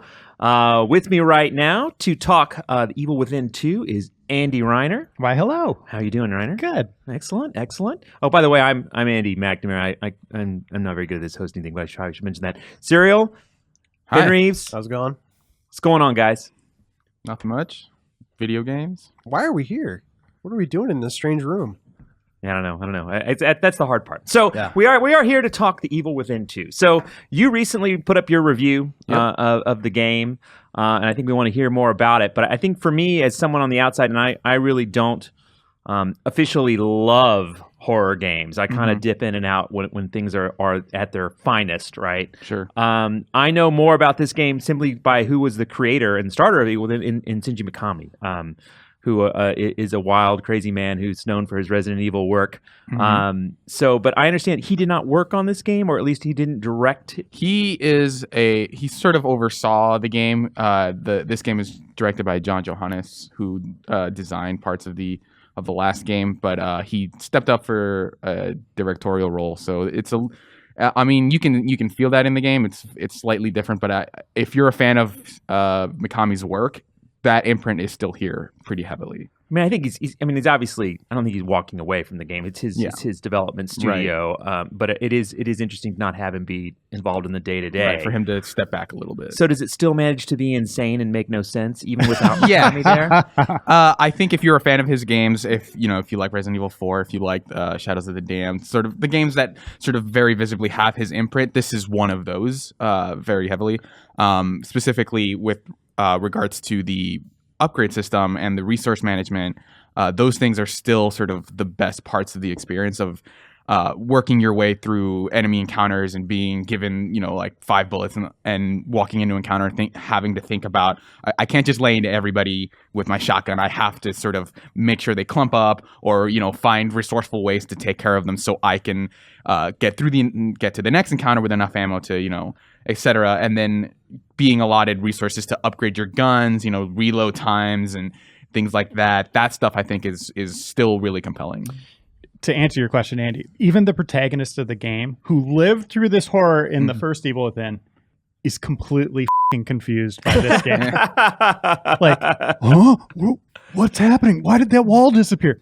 Dude, you just did this. For like another game, 18 hours.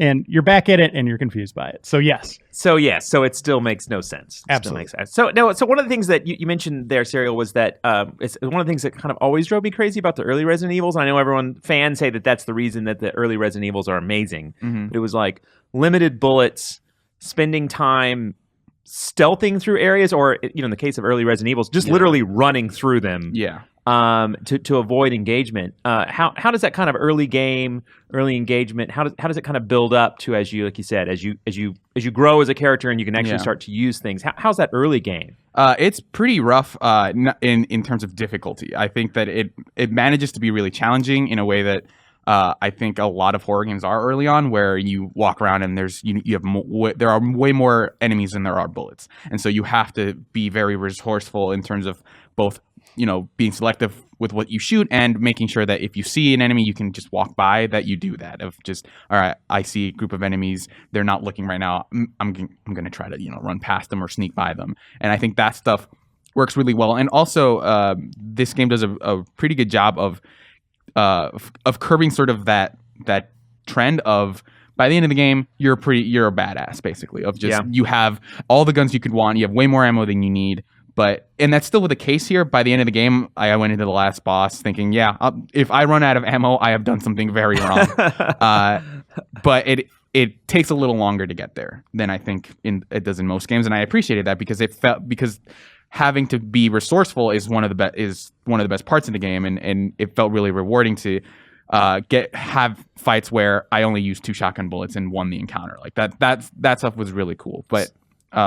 So are the moments satisfying? Are they worth the effort and the kind of punishment to get through that? Yeah. So I think the one thing that I think I struggled with for a huge part of the game was the aiming. I think that part is just frustrating in a way that isn't fun. So there's a lot of sway in your aim early on, and you can upgrade that. You can spend points to make sure that it just plays like a regular shooter at some point.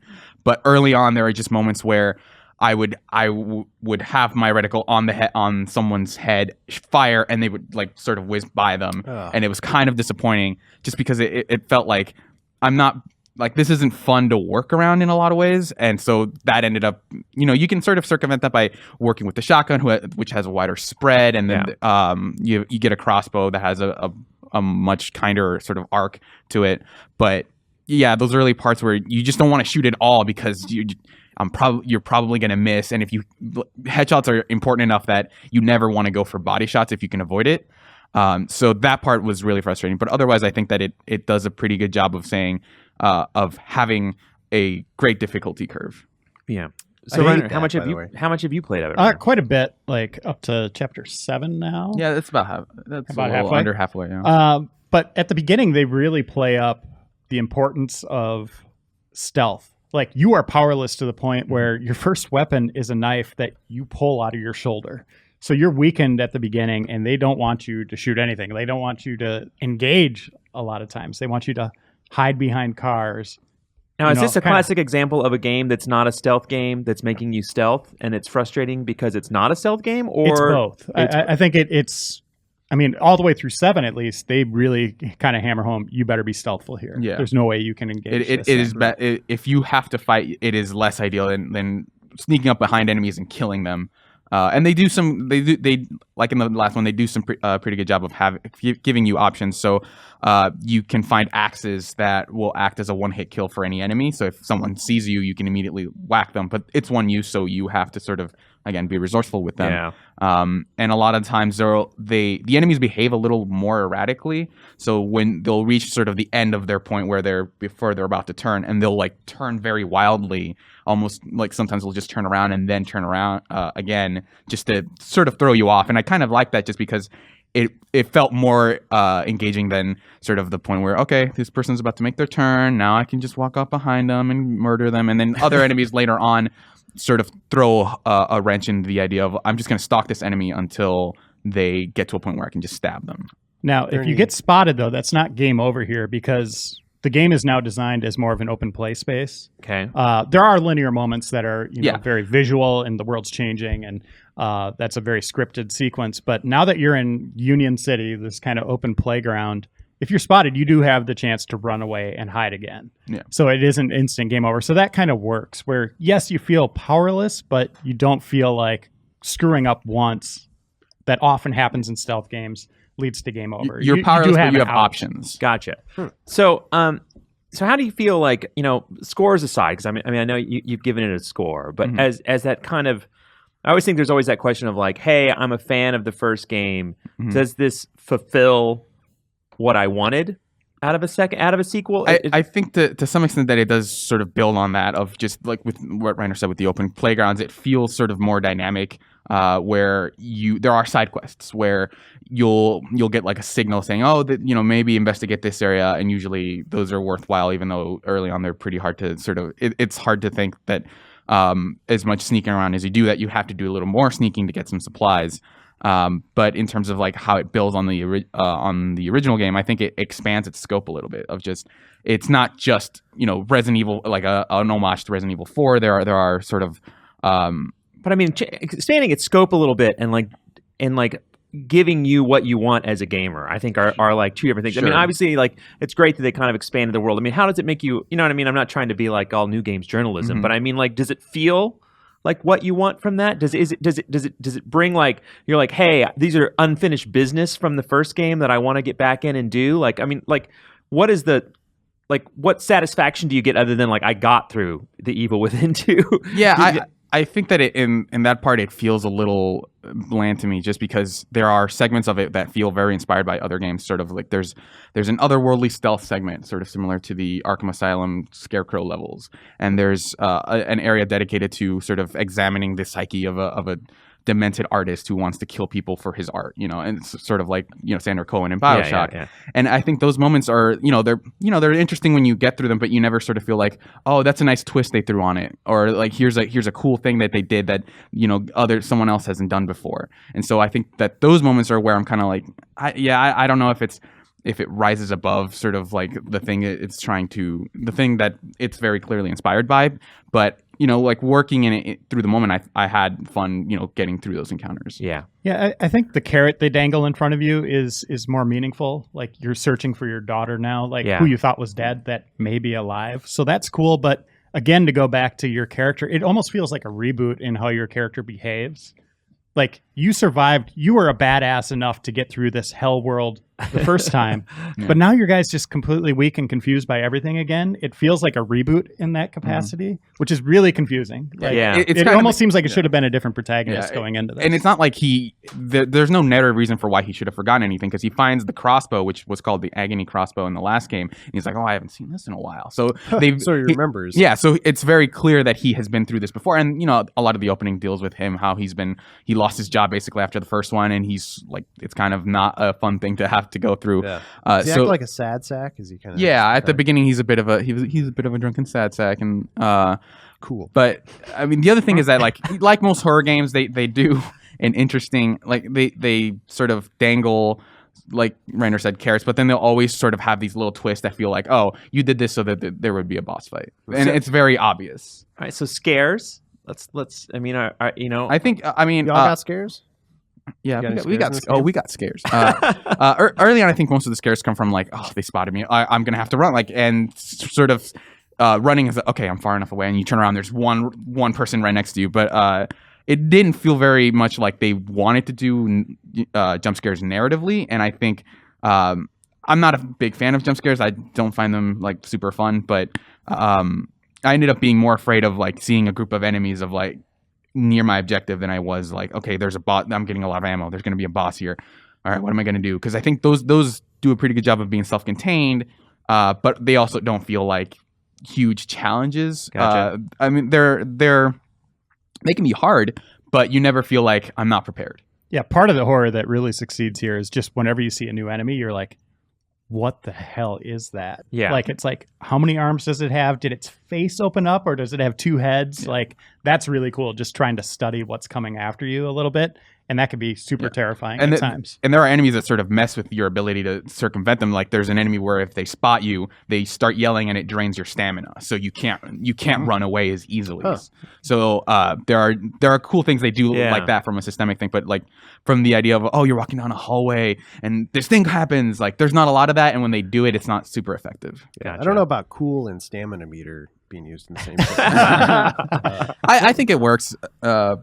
But yeah, I can totally see how the idea of managing resources isn't for everybody. One thing I was gonna say is like the first Evil Within, I really liked that game, but it kind of came out in a time where I was hungry for that kind of like, I don't know, quote unquote real survival horror. Yeah. Because the Resident Evil series had gone off in this weird bombastic direction. It was like Sure. Live Free and Die Hard, Res Evil. But so this game, like I feel like I should be more excited for it, but I don't know. After Resident Evil 7, I feel like I kind of scratched that itch, and I really kind of like that direction that series went now. Sure. And this kind of still looks like more of the same. But should I be excited for it? I feel like this is a different spin on it than Resident Evil 7, whereas I think Resident Evil 7 felt like a return to Resident Evil 1, whereas this feels not entirely so, but if you were missing if you were missing in 7 what you wanted out of 4, then this is a little bit more your style, where it does emphasize shooting really well and sort of so do the math. Yeah. Which Resident Evil do you like the most? uh Go for that. yeah, basically like I think it does a pretty good job of scratching a specific itch in the horror realm. Okay, cool. So Yeah, I mean, you know, that's the best part. I mean, that's what I always respect about Bethesda is that, like, I mean, they're making sure Mikami's out there making horror games. Yeah. Right? You know what I mean? And I think that's important. I do worry when, like, Mikami's not heading them. You know what I mean? Mm-hmm. Like from my perspective, like, I don't play too many of them, but, like, I want to see another, you know, epic from them. You know what I mean? That really kind of pushes the boundaries. So you know, that's always interesting. I wonder, do we think Mikami was just ahead on this because he's working on something else? That's what I think. Yeah. I think they probably have two teams, or at least he's started concepting whatever their next game is. So yeah, maybe that means he'll be at the helm of the next one. You think it'd be something other than horror, or just because it seems weird that they would be working on two horror franchises at the same time? Yeah. Well, that'd be my next question. Does this have like kind of a definitive? Well, I guess probably the first one probably had a definitive ending. But does it feel like it's a wrap up? There are some plot points that kind of get thrown by the wayside a little bit, but I don't know if that's just because they just didn't, resurface them, or if they're trying to allude to stuff in the future. But when this game ends, you feel like, okay, this feels pretty much like a good finale. Like their story is over. There's resolution, and it doesn't feel like they left too much like, oh, but also there's this monster at the end or something like that. Do you want an Evil Within 3? Do you leave this going, I want more? I think I left, even though I didn't like the Evil Within 1 as much as I think a lot of other people did. I left it thinking like I could see another project from this team. It is interesting enough that I want to see more of it, and I think I left this one with a similar feeling of like I'm not completely in love with it, but I'm interested to see where this goes. Yeah, if you gave me it, I wouldn't complain, but at the same time, I don't want Mikami kind of looking to the past, like, hey, do Res Evil 4. That's what I feel like he did here. Okay, I'd like gotcha. to see him do, like his Res Evil 7. What would his future of horror Sure. be. Because it feels like he's been he made 4 and then he directed 5 and then I think later on he made Shadows of the Damned, which is a very similar a game with a similar structure, and then Evil Within. So I'd be interested to see what he does beyond sort of make a game in the style of Resident Evil 4. Gotcha. Yeah. Seems like he likes to push in that sort of action-focused direction. Yeah. Either way, but I like how it's like more. I like Shadows of the Damned fair amount. Like just it's like creepy, like crazy action, Right. Or in horror was also really sort of cool, a horror tinged action game. Yeah. Basically. So I don't know. Maybe he should just do like a Dead Space. Yeah, I mean, Shinji and Mikami's there, Dead I mean, as many third-person shooters as there aren't many games that feel like these. You know, even if Shinji Mikami is kind of like one of the few people, even if Shinji Mikami is the one who keeps making them, you don't see a lot of shooters that are like, let's make a game like Resident Evil 4. I think they usually just let's make a third-person shooter. Yeah. So where does this fit? Like, you know, in like your favorite horror games or favorite horror game series? I mean, is it in the top 5 or is I don't know. I have never really sat down and thought about my favorite horror series, but I think that it is with this one. I think it worked its way up a little bit, but I don't know that it's in my top of all time. Did you have any nightmares after playing it? No. I had a lot of stress about writing the review, but I didn't have nightmares about writing. Yeah, but not. I didn't like. I wasn't trying to leave the lights on or anything. All right. Yeah, top tier for horror. You have Res Evil, Silent Hill, Dead Space. You know, those are the elites. I think Evil Within's in that kind of second category, just kind of hanging out. Yeah, with, Amnesia too. A dozen other franchises. Gotcha. Right? The first Amnesia, I think, is probably up there for me. Huh. Yeah. Well, that's interesting. Well, that's well. I don't know. Do you guys have anything else to add about the Evil Within 2? I think we're good. I mean, you go to GameInformer.com, read Cyril's review. It's interesting. I think it's a good take, give you a little bit more perspective on the game. So thanks, everybody. And we're going to go on to emails and other delights that we haven't quite. It's a mystery to everybody. I think it is especially a mystery to us. So I think that is the key. So thanks, everybody, and we'll talk to you guys later.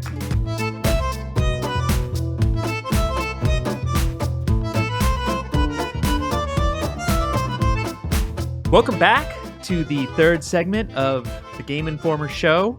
Ben Hansen is out this week, so I am Andy McNamara, and I am here to ruin each and every segment.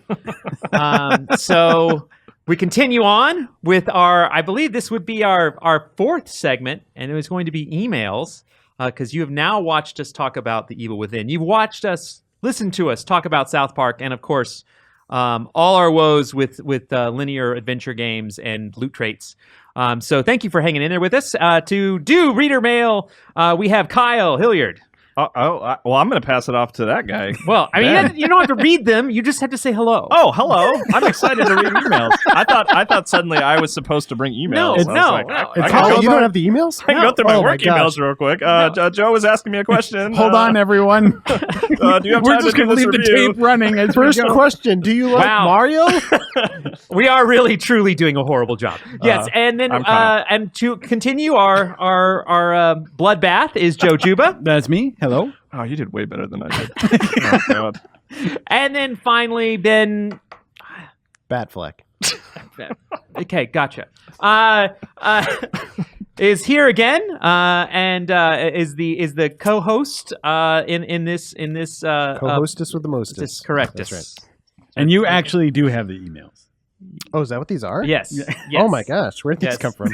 Yes. So Yeah, I do have emails. So, all right. So let's kick it off with some emails. That's right. Just in case this is your first time listening to the show, we do emails every week, and if you want to get in on this, send us a question or dare or whatever it is. Hanson loves getting dares, by the way. Just send those into podcast@gameinformer.com. We might read yours on the podcast itself, and then we pick a winner every week and send them something real nice. Real nice. Super nice. Real nice. nice. Real nice. So, first email is from Richard from Australia. He says, "Hey Ben and GI crew."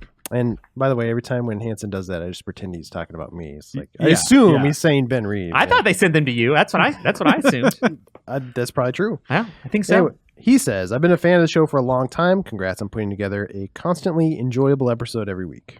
Oh, My- just like Hanson, you read the compliments all the time. That's right. I want to make sure because they're great. I don't know if you know this, but I'm amazing. He also says, my oldest two boys, 9 and 6, are both big gaming fans, but they spend most of their time on low-quality freemium rubbish. They're playing on hand-me-down phones. I want to shift them over to something more challenging and rewarding. With that in mind, I'm buying a 3DS for Christmas. Hopefully they're not listening to the podcasts. And he wants to buy a small pool of games, but while the 3DS library is huge, he's not super familiar with what might be age appropriate. So do you guys have any suggestions? So do we have the ages on there? Yeah, they're 9 and 6. 9 and 6. Okay, so a little bit older then. Okay. Older than somebody who's 5, I guess. Now- yeah. From my perspective, my own kid just turned 6, so that's where I'm like. Those are the games that I'm thinking of when I think of kids with 3DS. Sure. So I mean, isn't Pokemon just like the easy, like for the like- 9-year-old? Yeah, because you gotta learn you gotta know how to read. What is Pokemon. your daughter like? She likes the one. Why can't your daughter read? Well, she's getting there. She's working on it. I'm helping her. Oh well, that's the problem right there. She likes, which one was that kind of surprised me more so than like just a straight on Mario, is Mario Maker for 3DS. Like, Okay, even though that really? has its shortcomings compared to the Wii U version, for like a young player who just wants to experiment, it's great because then they can just do whatever they want, and it's a fun game to create, and there is a built-in Mario game in it if they want to do like traditional Mario platforming. Did Minecraft ever make its way to the 3DS? It did. New 3DS specifically. Okay. I know there's another game that one of my cousins was playing called Cube Creator, which is basically a Minecraft knockoff that also works on 3DS. Oh, okay. So but yeah, there's no, that. the legitimate Minecraft is now Is now specifically on the new new 3DS, Right. which if they're getting a new system for Christmas, that's probably the one they're getting. So that's good. I would say like straight up normal Mario, the new Mario series is always Yeah. pretty good for kids. Link Between Worlds, Samus Returns even is fantastic for the Man, that'd be- 9-year-old. Be hard That'd at be- 6, but the 9-year-old. Yeah, would the play it. 9-year-old The for sure. The Yeah. 9-year-old will play it.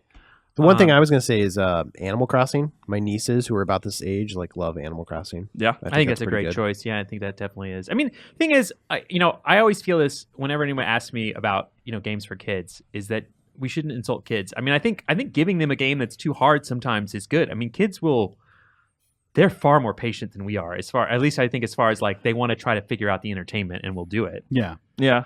I still like it, that's an old pet peeve. Is like, gee, I'm playing this game. I think it really sucks. It might be good for kids though. Yeah. It's like, no, kids deserve good games Yeah, they too, don't- and they like, don't- and they deserve more credit than you're giving them in terms of course. I guess if they're just playing freemium garbage, Yeah, on so their don't let them phones. buy freemium garbage You games. can't stop them. But They'll there, figure it out. to be fair, there are freemium games that aren't garbage. Yeah. You know what I mean? And there's some fun stuff out there to play. I mean, there are things that are certainly limited, and that's unfortunate. But maybe it's good that you're limiting the amount of games that a 6-year-old plays, right? Yeah. I mean, I think that's another important note. But I think all those game recommendations work. That's mine. I think that works unless someone else got something else. Now, you 3DS, you're pretty golden. I mean, there's not a lot of stuff that you're going to be surprised by. Like, oh my gosh, this is so violent and vulgar. Like 3DS. Wow, this Mortal Kombat game is. What about Yeah, exactly. Hey, Kyle, what about like Picross? Picross, well, Andy as well. I like, love that game, We adore yeah. Picross, but it's kind of hard to pick a good like entry point to it. I would Like, say start. Well, I don't even know if this was where I'd start, but I do think it's like one of the best is the 3D yeah, Picross 3D games. round Like, 2. I really like those. They're really good, but there is a barrier to entry because it is kind of a once you go through the tutorial and you figure it out, like it, you'll get into it and you'll enjoy it. But there is that barrier of like those first couple puzzles, you're going to be like, I don't understand how this works, So it's for It feels like you got to be a teenager, maybe. Yeah, like at maybe least a in little my bit opinion, older. before you're going to be like, hey, I appreciate this for what it is. Not to say that there's not some super smart kid out there that's crushing it. That can like read at 6, but there are actually a bunch of cheap like Picross games, and there's a free one actually, the Pokemon one. Pokemon one actually So, I liked a lot. As in terms of like just to try it out, like grab the free to play Pokemon Picross, and then Also- if you like it, then go to round 2 maybe. And not to keep belaboring the point, but like, isn't there like a 3DS eShop that has a bunch of like old school more accessible stuff also? Yeah, there's like all the Virtual Console stuff. You can go get the original Mario Land. That game's still cool. There you go. There you go. Hopefully that helps you out, Richard. Good luck. We've got one email here from Alan Cooley from Albuquerque. He says Ben Reeves is probably one of the best people on staff. Oh, He's super God. handsome. Oh yeah. He is really good. He also goes on to say, since Halloween is almost upon us. Can we see that? Yeah, Text? it's you know what, I deleted part of it. Didn't delete. Oh, I okay. accidentally memorized it. All right. I thought the people at home might want to see that written out. I can type that up. I mean, go find an email and Okay. show it. All right. Excellent. All right, Alan Cooley, he says, since Halloween is almost upon us, I thought I'd ask you what you thought of various stories about haunted, quote-unquote, video games that seemingly malfunction in creepy ways. I'm thinking about the Pokemon Ghost story, where the new Pokemon Ghost appeared, and if you catch him, strange things seem to happen. You guys familiar with that story? Mm-mm. I think there was a story, it was like a creepypasta type thing about a black Pokemon cartridge, and I think this was before Black and White, and like there was a ghost on it, and it was named after this kid, and the guy started doing some digging and found out like it was this ghost of this kid that was in the game. It was kind of a cool like haunted house kind of story. Yeah. I mean, it was fiction. Is he right? Slender Man? It was fiction, but the way it was written was like narrative, like this actually happened to me kind of a thing. Okay. I thought it was a cool, like fun, creepy story. But then there's also the stuff about like one I personally thought of was like a Majora's Mask thing of. I've heard of that one. Yeah, like yeah. the idea was someone. It was again. It's all fiction, but it's just like it's interesting and engaging. That someone had bought like a copy of Majora's Mask at a garage sale or something like that, Yeah. and it had all these kind of like weird like assets in it. Like there was a version of Link that looked off, or Yeah. something like that would follow the player character around. And the cool thing about that story was like the guy who wrote it actually went and like made assets and stuff and like put them in the game, and So it was cool. What we're talking about Is fanfic. yeah, well, yeah, kind of is people who are just writing fiction stories, but the subject of these fiction stories is haunted or malfunctioning Right. video games. They're basically urban legends about video games that Okay. are sort of haunted. huh? See, my Are you guys first familiar with any of them? I think you're giving him a lot of credit calling them urban legends. Well, when we first you brought this up, like because you told us this question in particular beforehand, like the one that I thought of was like moments that I've had in games where things went wrong and creeped me out. Like one was I got a new laptop to play Half-Life 2, and this is a problem I never solved. None of the characters had pupils. And I thought it was like, Oh, weird. I thought through the I was like, oh, that's weird. Like, because the game opens with G-Man talking to you. Yeah. And he didn't have pupils. I was like, oh, man, he's really creepy now. This is like, this is the new thing. And then I kind of walked into the city and I started noticing people like didn't have pupils and like Alex didn't have pupils. So like everyone was just this weird, creepy thing. And I never figured out how to fix it. So I just, the first time Update your graphic drivers. it was a laptop. So I don't know if I could do all that. Are you talking about like software updates or like you're talking about like, yeah. I just wanted to play Half-Life 2. That's like I just wanted to play. I didn't care. But That too is an urban legend now. sorry. Yeah, does anyone have any notes for Kyle about his story? I mean, I thought the ending could have been way stronger. Um, Kyle, you actually reminded me this morning of this story, but I was playing Amnesia, the first Amnesia when it first came out, and everybody said that game's super creepy and weird and like plays with your mind. And so I'm wandering through this like ancient, it's like 1800s like sewer area, and like I start to run out of fuel for my lantern, so it's getting darker. And then you have this like I can't remember what they call it. It's not like quite an insanity meter, but Essentially, that's what it's essentially what it is. And so then all of a sudden I went through a door and my character was walking on the ceiling, and I'm like, oh, this is super weird and kind of creepy. And like, I'm trying to like grab things, but I can't like reach a certain area because it's above me now. Yeah. And then I would flip and I'd be on the floor again. And then I'd keep walking and then I would flip again and I'd be on the ceiling. I'm like, this is kind of disjointed. And then I started talking to Tim about it the next day. And he's like, walking on the ceiling? What are you talking about? That's not in the game. And I started looking it up and I'm like, it was a bug. I just like run into this bug and I thought it was like part of the game and it's super creepy, but that was effective. And it totally worked. Yeah. that's funny. All So right. how was that? His was better than mine? Is that what you guys are? A better ending. Yeah. I mean, okay. he gets the prize if we're giving all right. out a prize. Yeah. Sorry, Kyle. Yeah, I'm also sorry, more Kyle. handsome than you. Keep at it. All right, Andrew from Rochester, New York. He says, a few episodes ago, you guys were discussing drop mix and mentioned that it must be Hasbro trying to break into the CCG market. I thought for sure that you'd get a deluge of emails correcting the glaring mistake you made, so I decided not to email in the correction. But after listening to last week's episode, no correction was made. Hasbro owns Wizards of the Coast, the people that make the CCG called Magic the Gathering. Hasbro already has a piece of that delicious CCG pie. Anyway, I love you guys.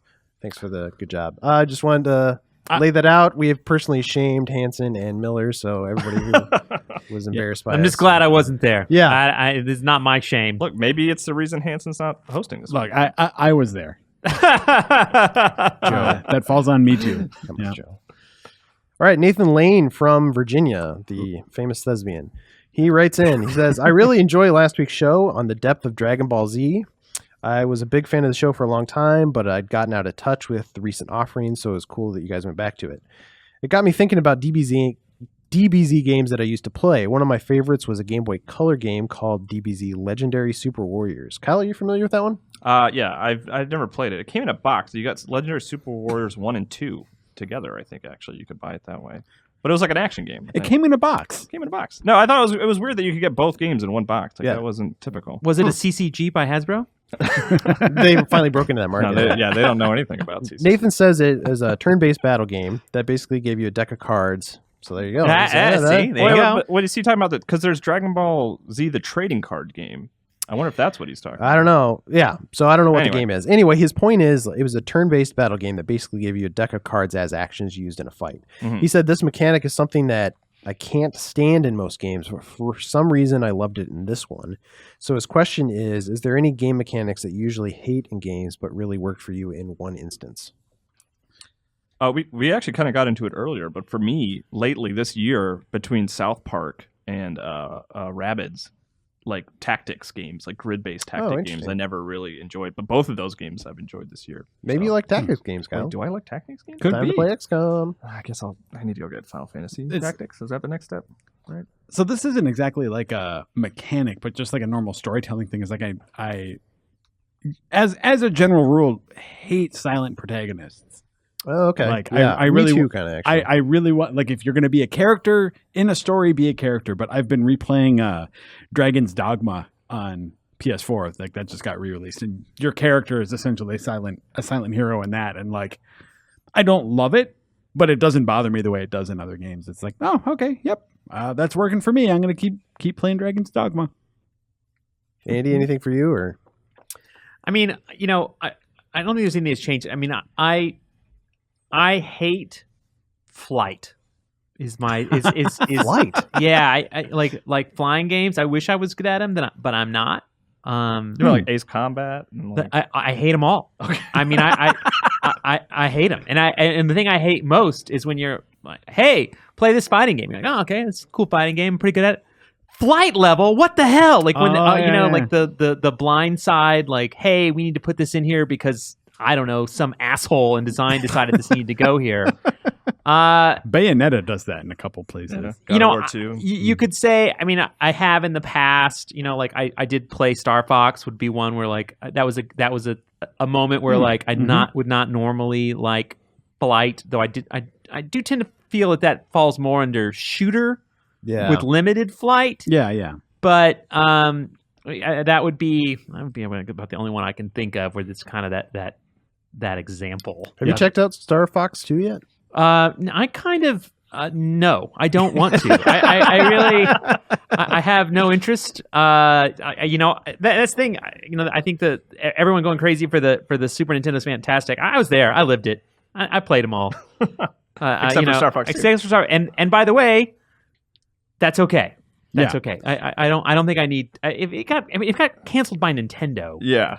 Actually, When it was done. Did you ever play it at like an event or anything like that? I probably did. Yeah, Yeah, I think I played it probably at an E3 or a CES or one of those. You did live it and you did play it. So Well, I do remember it being pretty underwhelming Yeah. and just being like, whatever. I'll play this in 15, 20 years. Yeah. Or not. Or not.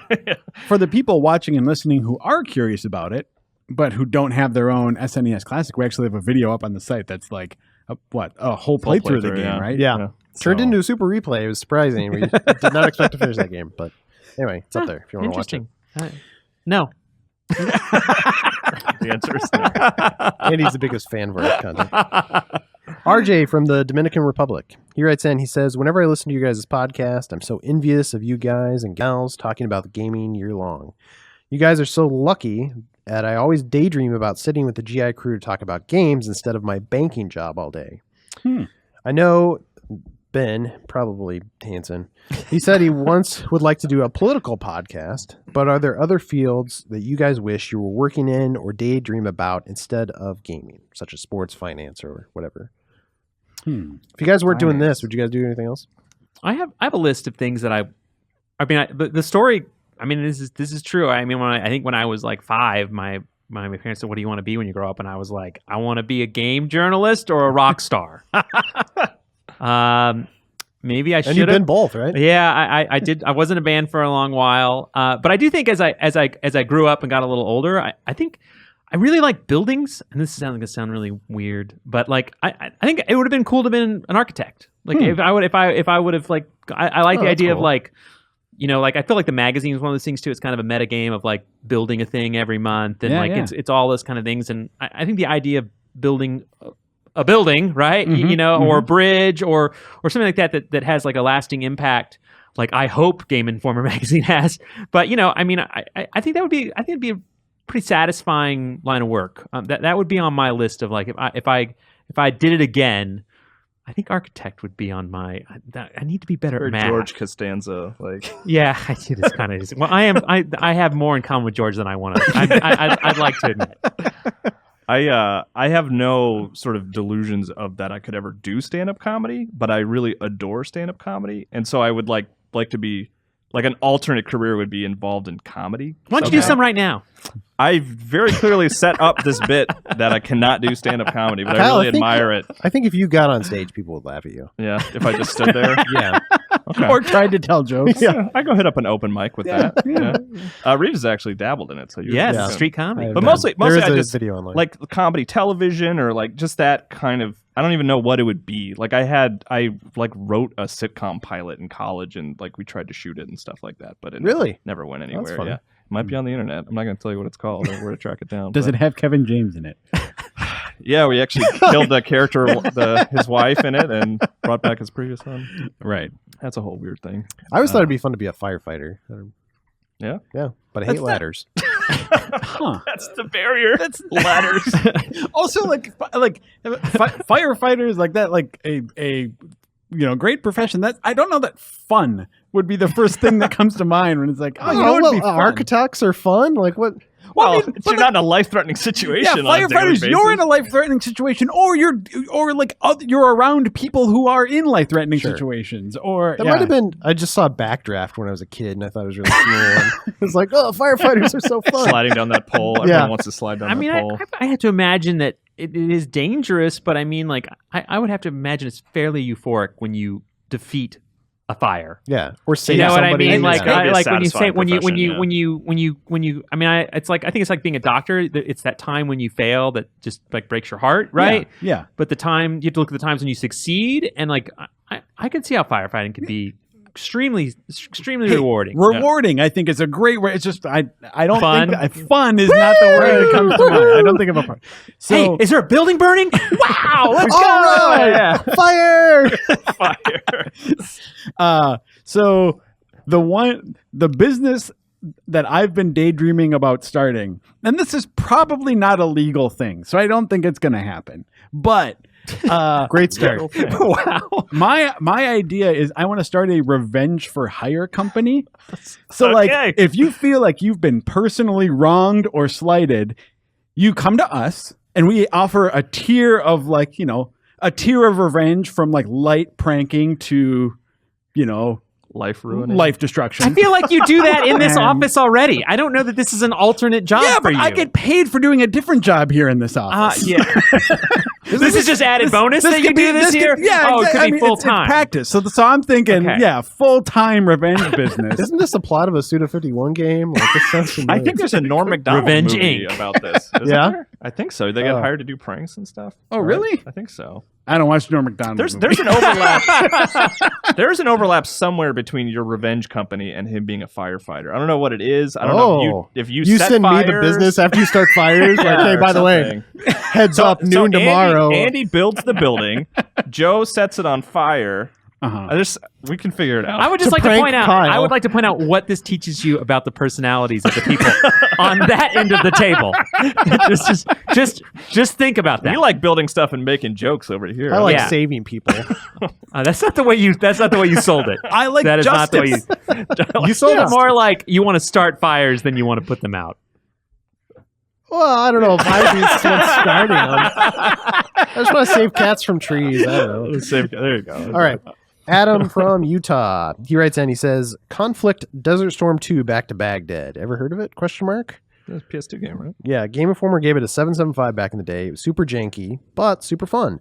My brother and I would stay up late into the night playing this game. Each soldier had a unique responsibility and weapon set. I still have distinct memories of each mission to this day, and it's been years, and there's still recurring jokes that we have about it. So his question is, what are some couch co-op memories you guys look back on fondly? Yeah. For me, Contra.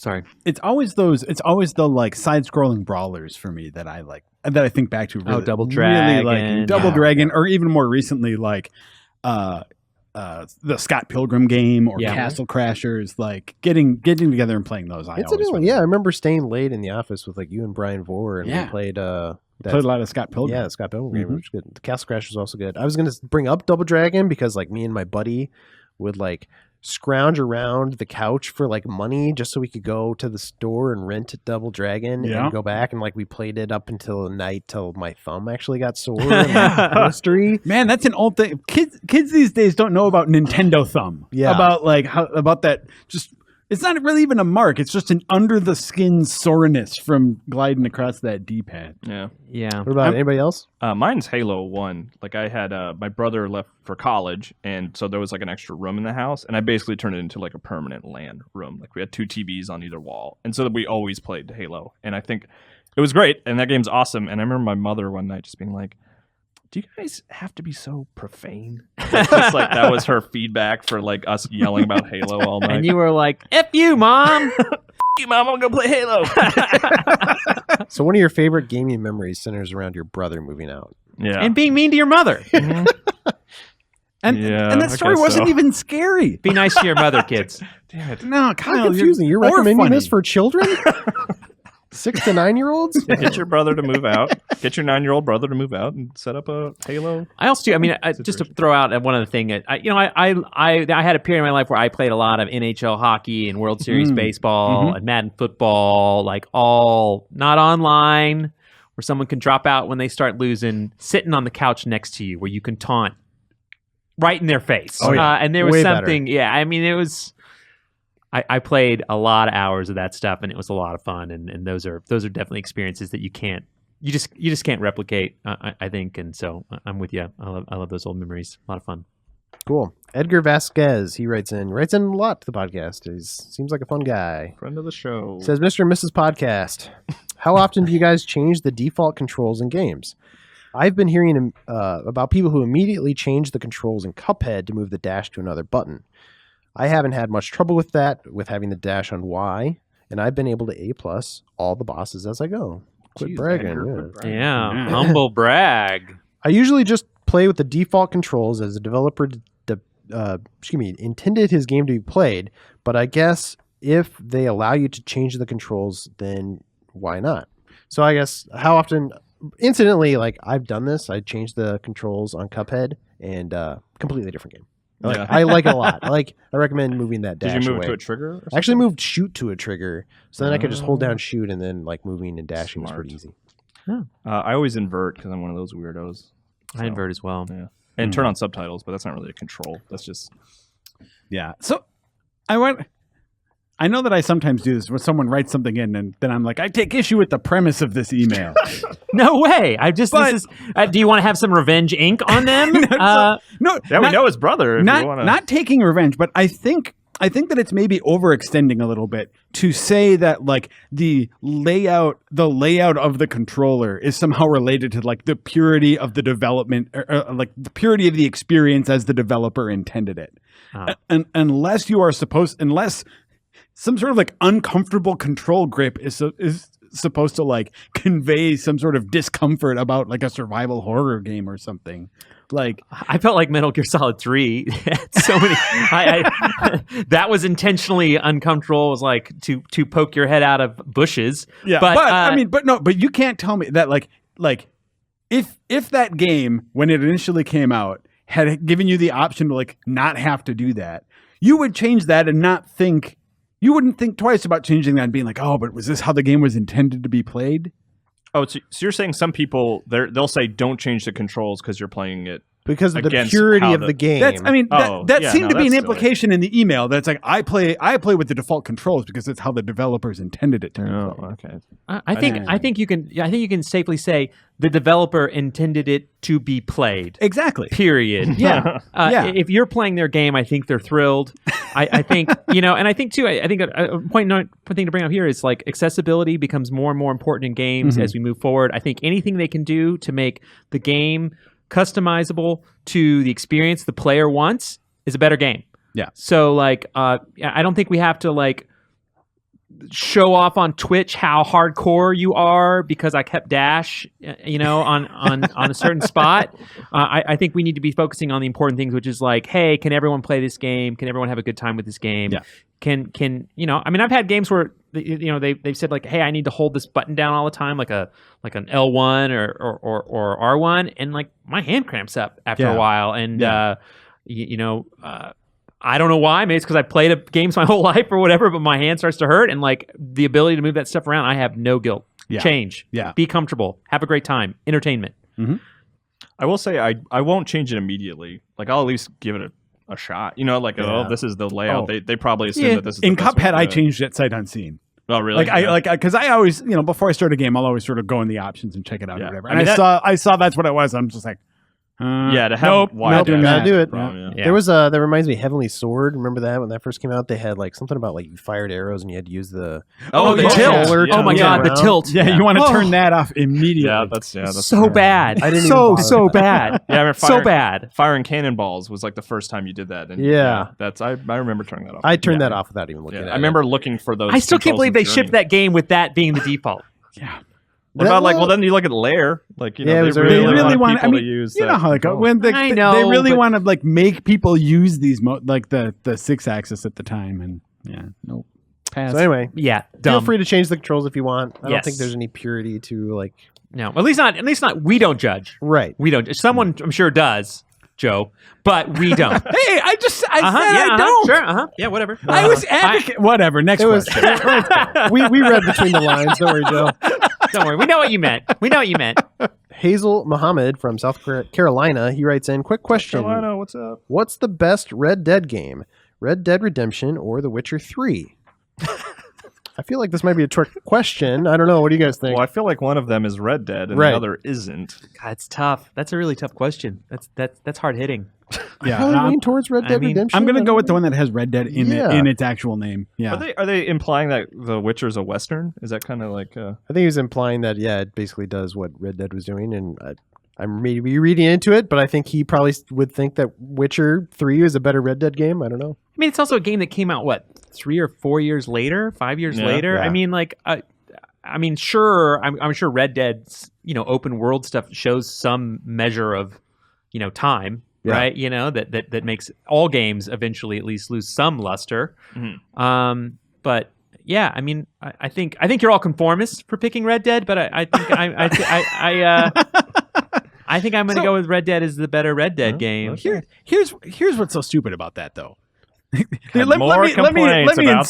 Let me insult the people who write in. Please, soon we'll have no listeners or readers or watchers. I understand the idea of wanting to like which game handles a sort of open world exploration quest based sort of thing They better. both But, have I mean, horses. But like if you're when you say what is the one thing that defines a Red Dead game? It's like it's that Western. It's that Western atmosphere. And like I think it's also does it maybe I'm taking this way too seriously, but just the idea, like, I think people forget that, like, Red Dead Redemption was the first game that was like, wow, this feels like this captures that like Western aesthetic finally, not just glimpses of it, on the sides of like other kinds of gameplay, but for once it feels like this is what you wanted a Western game to be. I mean, maybe you just don't understand that Witcher is a Western set in a fantasy universe. It's just you don't see that level. It's like, the game within the game kind of thing. Like if you lived in the Witcher world, you would understand that is their version of a Western. Yep. Like, don't people say that Fargo's a Western or something like that? I don't know. I say Star Wars is kind of Western. It's an interesting question because like we the talked lone about hero. it. We answered it. That's right. I guess we did. If you have other Red Dead games you want us to compare, feel free to write those in. Joke's on us. Yeah. This is why we don't let Ben pick the emails every week. Oh, yeah. I didn't pick these. These just appeared. They just showed up in my hand. Oh, that's right. Ben's like Ron Burgundy. He just reads whatever's in front of him. That's right. Tyler from Greenwood, Indiana. He says, I've been listening to the podcast every week for about 2 years now, nonstop. Nobody will let me listen to anything else. I thoroughly enjoy every episode. However, I think there's something missing from the show. I think it would be cool if the staff gave a small plug for the other things that they're working on in the magazine or website. I say this because Serial wrote an awesome article on the Shadow of War issue about how problem solving, frustration, and psychology are related in gaming. I thought it was an awesome piece. However, I would never have known about it unless I didn't have the magazine in front of me. So anyways, keep up the great work. And what do you guys... Well, one, I would say that's a funny piece that he picked that as one he liked because I ditched that out of like 3 magazines in a row. Yeah. So if he would have talked about it on the podcast, it would have been, you'd have been like, when is that happening? Yeah. I mean, that is generally why we don't talk too much about stuff that's coming Sure. until it's finished because any issue... we have moments where we have to make edits, right? I mean, the magazine is an arrow of information, right? That we sharpen all the way to the very end and kind of pick what we do and what we don't do. And sometimes things like Serial's piece is great, right? Yeah. But we said this is evergreen. This thing happened in the video game industry that's relevant now, right? Or this story on Star Fox 2, is good now. It is We not need this good space, later, yeah. right? Like, and when we have to make those calls.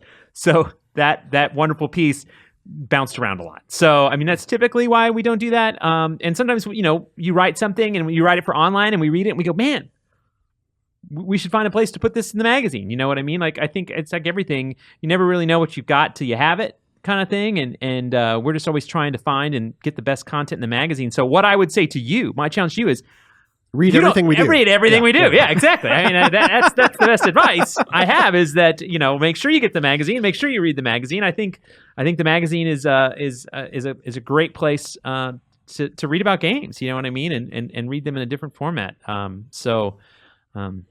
But it's funny that he chose the very story that literally got pulled like over and over and over and over. Yeah, I think I have a lot of stuff I'm proud of, but it doesn't have to be anything you necessarily have written yourself either. If you saw something else that somebody else posted online that you thought was really good, but So just recommending like a recent. I bug Hanson about this like almost every week. I'm like, you guys should do this on the podcast more. And so now that I was in charge of emails, we're gonna do it. Gosh darn it! Well, why don't you guys recommend something? One thing I was gonna say because you brought up Star Fox is I did do a retrospective on Star Fox a couple issues ago, and we ended up putting it online back when the SNES Classic came out, and I thought that was a good look back at the creation of that game, and got to interview Dylan Cuthbert, and it was an interesting story. I also did the following issue on just the SNES itself, the console itself, and that's in the magazine that's out right now. So you should go check those out. Oh, thanks, Ben. Sounds good. Yeah. I don't know if I have anything like big that I'm really proud of all the Pokemon stuff that we did a couple months ago, but we did a pretty good job. But I mean, if you didn't forcing read that that in everyone's- Pokemon stuff, I mean, like that was. I mean, that was a big deal story. I thought. Yeah. I mean, I really was quite excited that we were able to do that. I mean, Yeah, even if you're like not a big Pokemon guy, I think there's an interesting story there with Game Yeah. Freak and where they came from and everything. So go read that. Yeah. It was in that Call of Duty issue, I think. Yeah, it was. Yeah, of course this, this was a few issues back, but I was glad.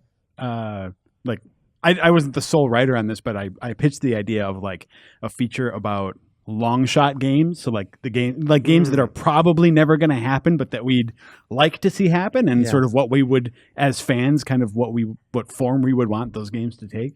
That was like 2 or 3 issues ago, but. I wrote a thing that on was Star fun. Fox Ghost for that one. Star Fox Ghost. Star Fox Ghost. Yeah, I was like, we really need to get this Star Oh Fox yeah, Ghost. you wrote about Yeah, could you StarCraft just Ghost. stop writing about Star Fox so much? Reiner wrote one about TIE Fighter. I think JV wanted to see Lair come there's back. a Lair one in there too. Yeah. Yeah, I because did. he's an insane person. I'm always looking for an excuse to write about Valkyrie profiles. So, Yes. Yeah. Anyway, that's me. I only write one thing, and that's the letter from the editor, and it's in each and every issue. Whether it's good or not is a different question, but it is there. Andy's also selling himself short in the sense that, like, his job is making sure the magazine happens. Yeah. Like, and that Game Informer as a company continues to bring content to you across various platforms. And of course, the very important role of filling in for Ben Hansen. That's right. On the TI show. Let's not forget that. Ooh, I hear that's coming up soon. Look forward to that. I look forward to that. Boy, it's going to be a disaster. All right.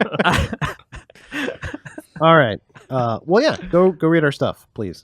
Yeah, please. Hopefully, and let us know what you think about our stuff too. You know what I mean? Like, we certainly try very hard, and everyone here argues and says this is bad and this is good. We bounce it off each other here, but we want to know.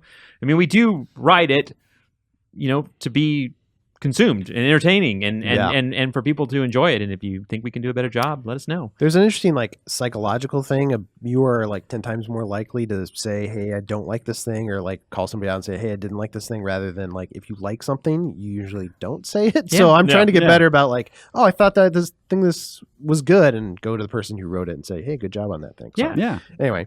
Yeah, it's important. That molds what we pick as well. You know what I mean? When people say they like that, we go, oh, well, we need to do more of that. Yeah. So it's worth calling out. And even if you don't like it, sometimes it's nice to just know, hey, someone read that and has a response to it, one way or the other. But please try to be constructive. Oh yeah, we do prefer that. Yeah.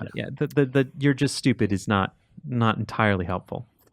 Well, now that we've complimented ourselves, should we just argue with each other for a little bit? I like arguing. Let's do it. Okay. Yeah. I got an interesting email from Hazel Muhammad. Wait a minute, is that the same guy? It is. From He's the South guy Carolina? who asked me about Red Dead. So From South Carolina, right? from South Carolina. That's right. South Carolina, what's up? Wow. He wrote in. He said, in honor of the end of the year gaming glut that you guys fight over the best of the year list, I thought I'd distract you briefly with a video game bracket. However, instead of listing games from 2017 and having you choose the best, I created a bracket of Game Informer's Game of the Year winners from 1992 to 2016.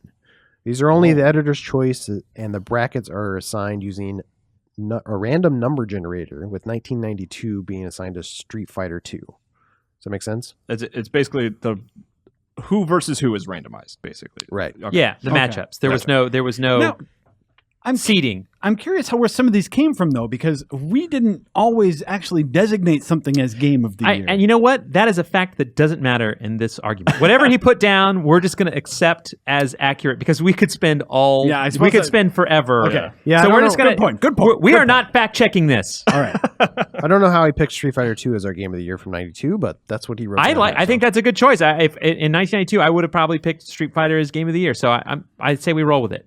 All right. There we go. So there's a list of first round buys as well, but we can go through let's see, what is this? And I think what we'll do the first round this 9 week, rounds. and then we'll take those and put them into a next round that we'll do next week on email. Yeah, so Tease you out a little bit. Tease you out a little bit, because I only have to do Hansen's show for 2 weeks, so this is I'm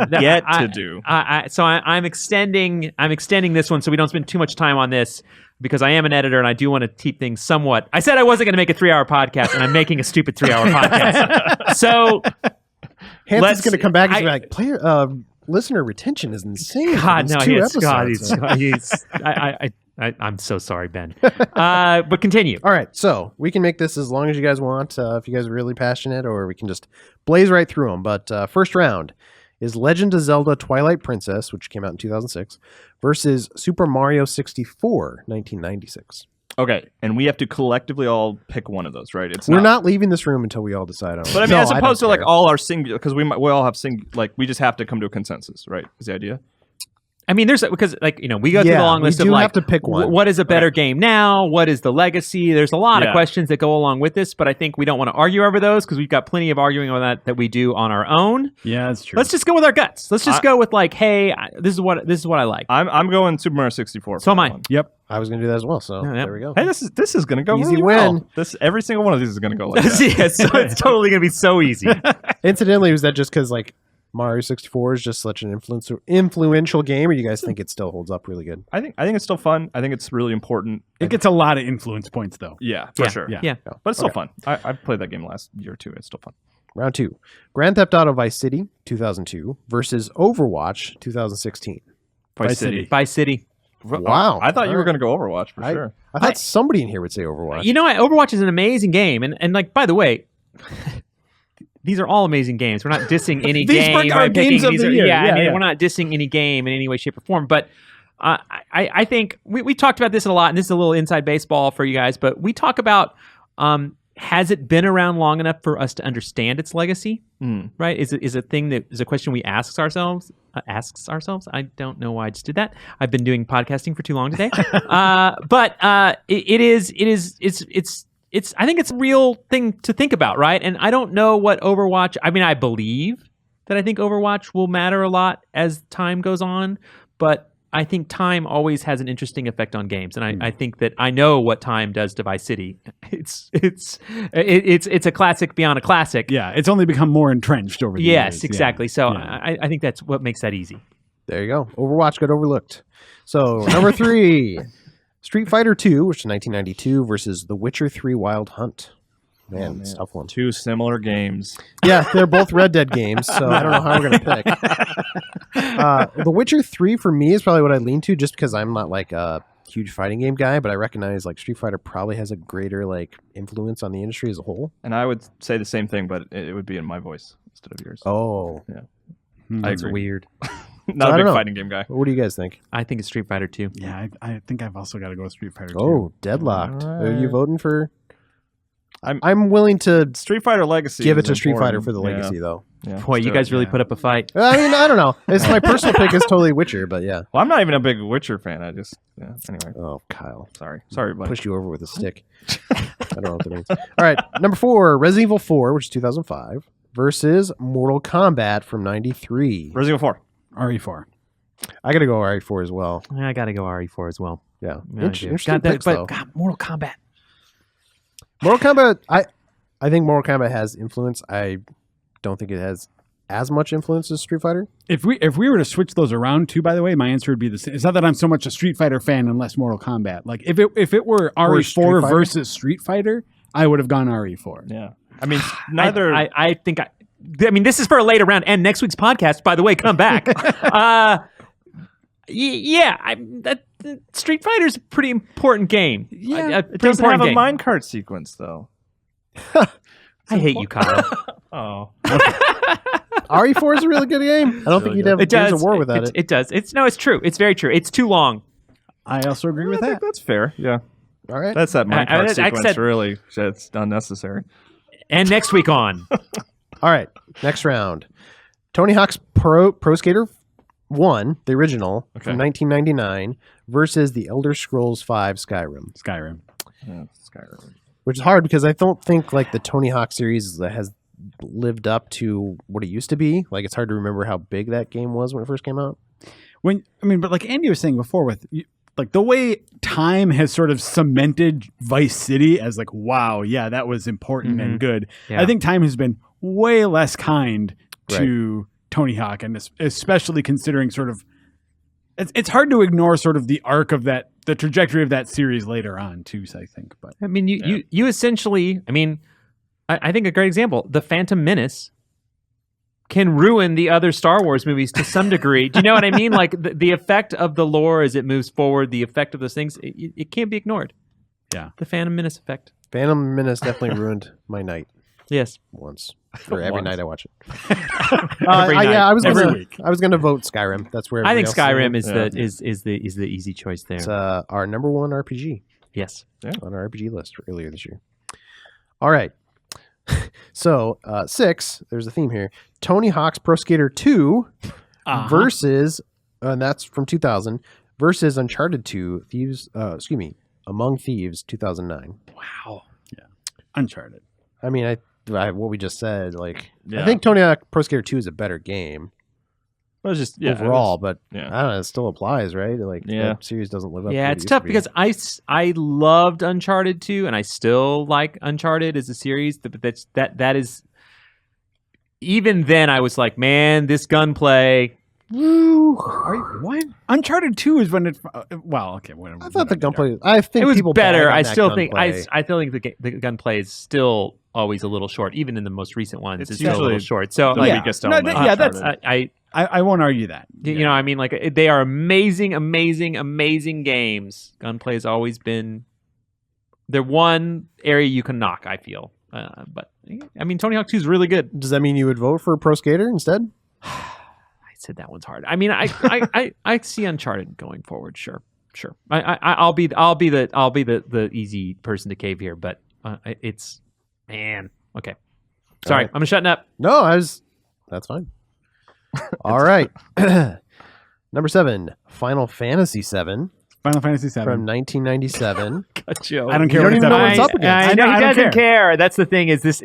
By the way, this next part is going to suck. Stardew I can tell you Valley. right now. I can tell you it's going to suck. Final Fantasy 7 versus Donkey Kong Country 2 Diddy Kong's Quest from 1995. Another great man. game, but unfortunately, I have to go with Joe on this one. But at least it's going to make this thing pass and be over with. Yeah, I would vote for Final Fantasy as well. I do like Donkey Kong Country. I like Donkey I like Kong. those games, but I can't ignore Final Fantasy VII. Yeah, Come on. I don't know. All right. Again, Donkey Kong Country from 1994, The original, the okay. original one, Yeah, versus Dragon Age Inquisition from 2014. Donkey Oh, Kong Donkey Kong Country. Country. I gotta vote Donkey Boom! Kong. I'm going to take this opportunity to put my vote out for Dragon Age. I am not. Immediately rescinded. I am not changing my vote, but majority wins. So there Have we you go. have you played Donkey Kong Country, Joe? Yeah. So like, I actually didn't play it much back in the day. Okay. But I went back to it, and it's just like worse Mario. Worst I don't know. Mario. Like I, but you I can think I roll. agree with you gameplay wise. Like, I don't think it's as tight as Mario. I think it's still a really good platformer, and it just looked amazing. I remember Yeah. coming over to a buddy's house, and he's like, "Dude, you got to see this!" And he pulled out his Nintendo Power magazine, and he was like, "Look at these screens." I was like, "Holy crap, this is amazing looking!" Like, we all thought it was like an N64 game. It's like, no, it's Super Nintendo. I'm like, what? And why was this guy not reading Game Informer? That's what I should Yeah, say. where are That's you why I'm no hanging longer out? friends with him. I do. I also just quickly the roll action in Donkey Kong Country. I think it adds a nice little platforming wrinkle where you can, Yeah, leap further from certain platforms. I stuff liked like that. collecting It's a all the good game. Kongs. Yeah, great soundtrack. Yep. All right, this is the last one of this round. You guys All ready? right, let's do it. All right.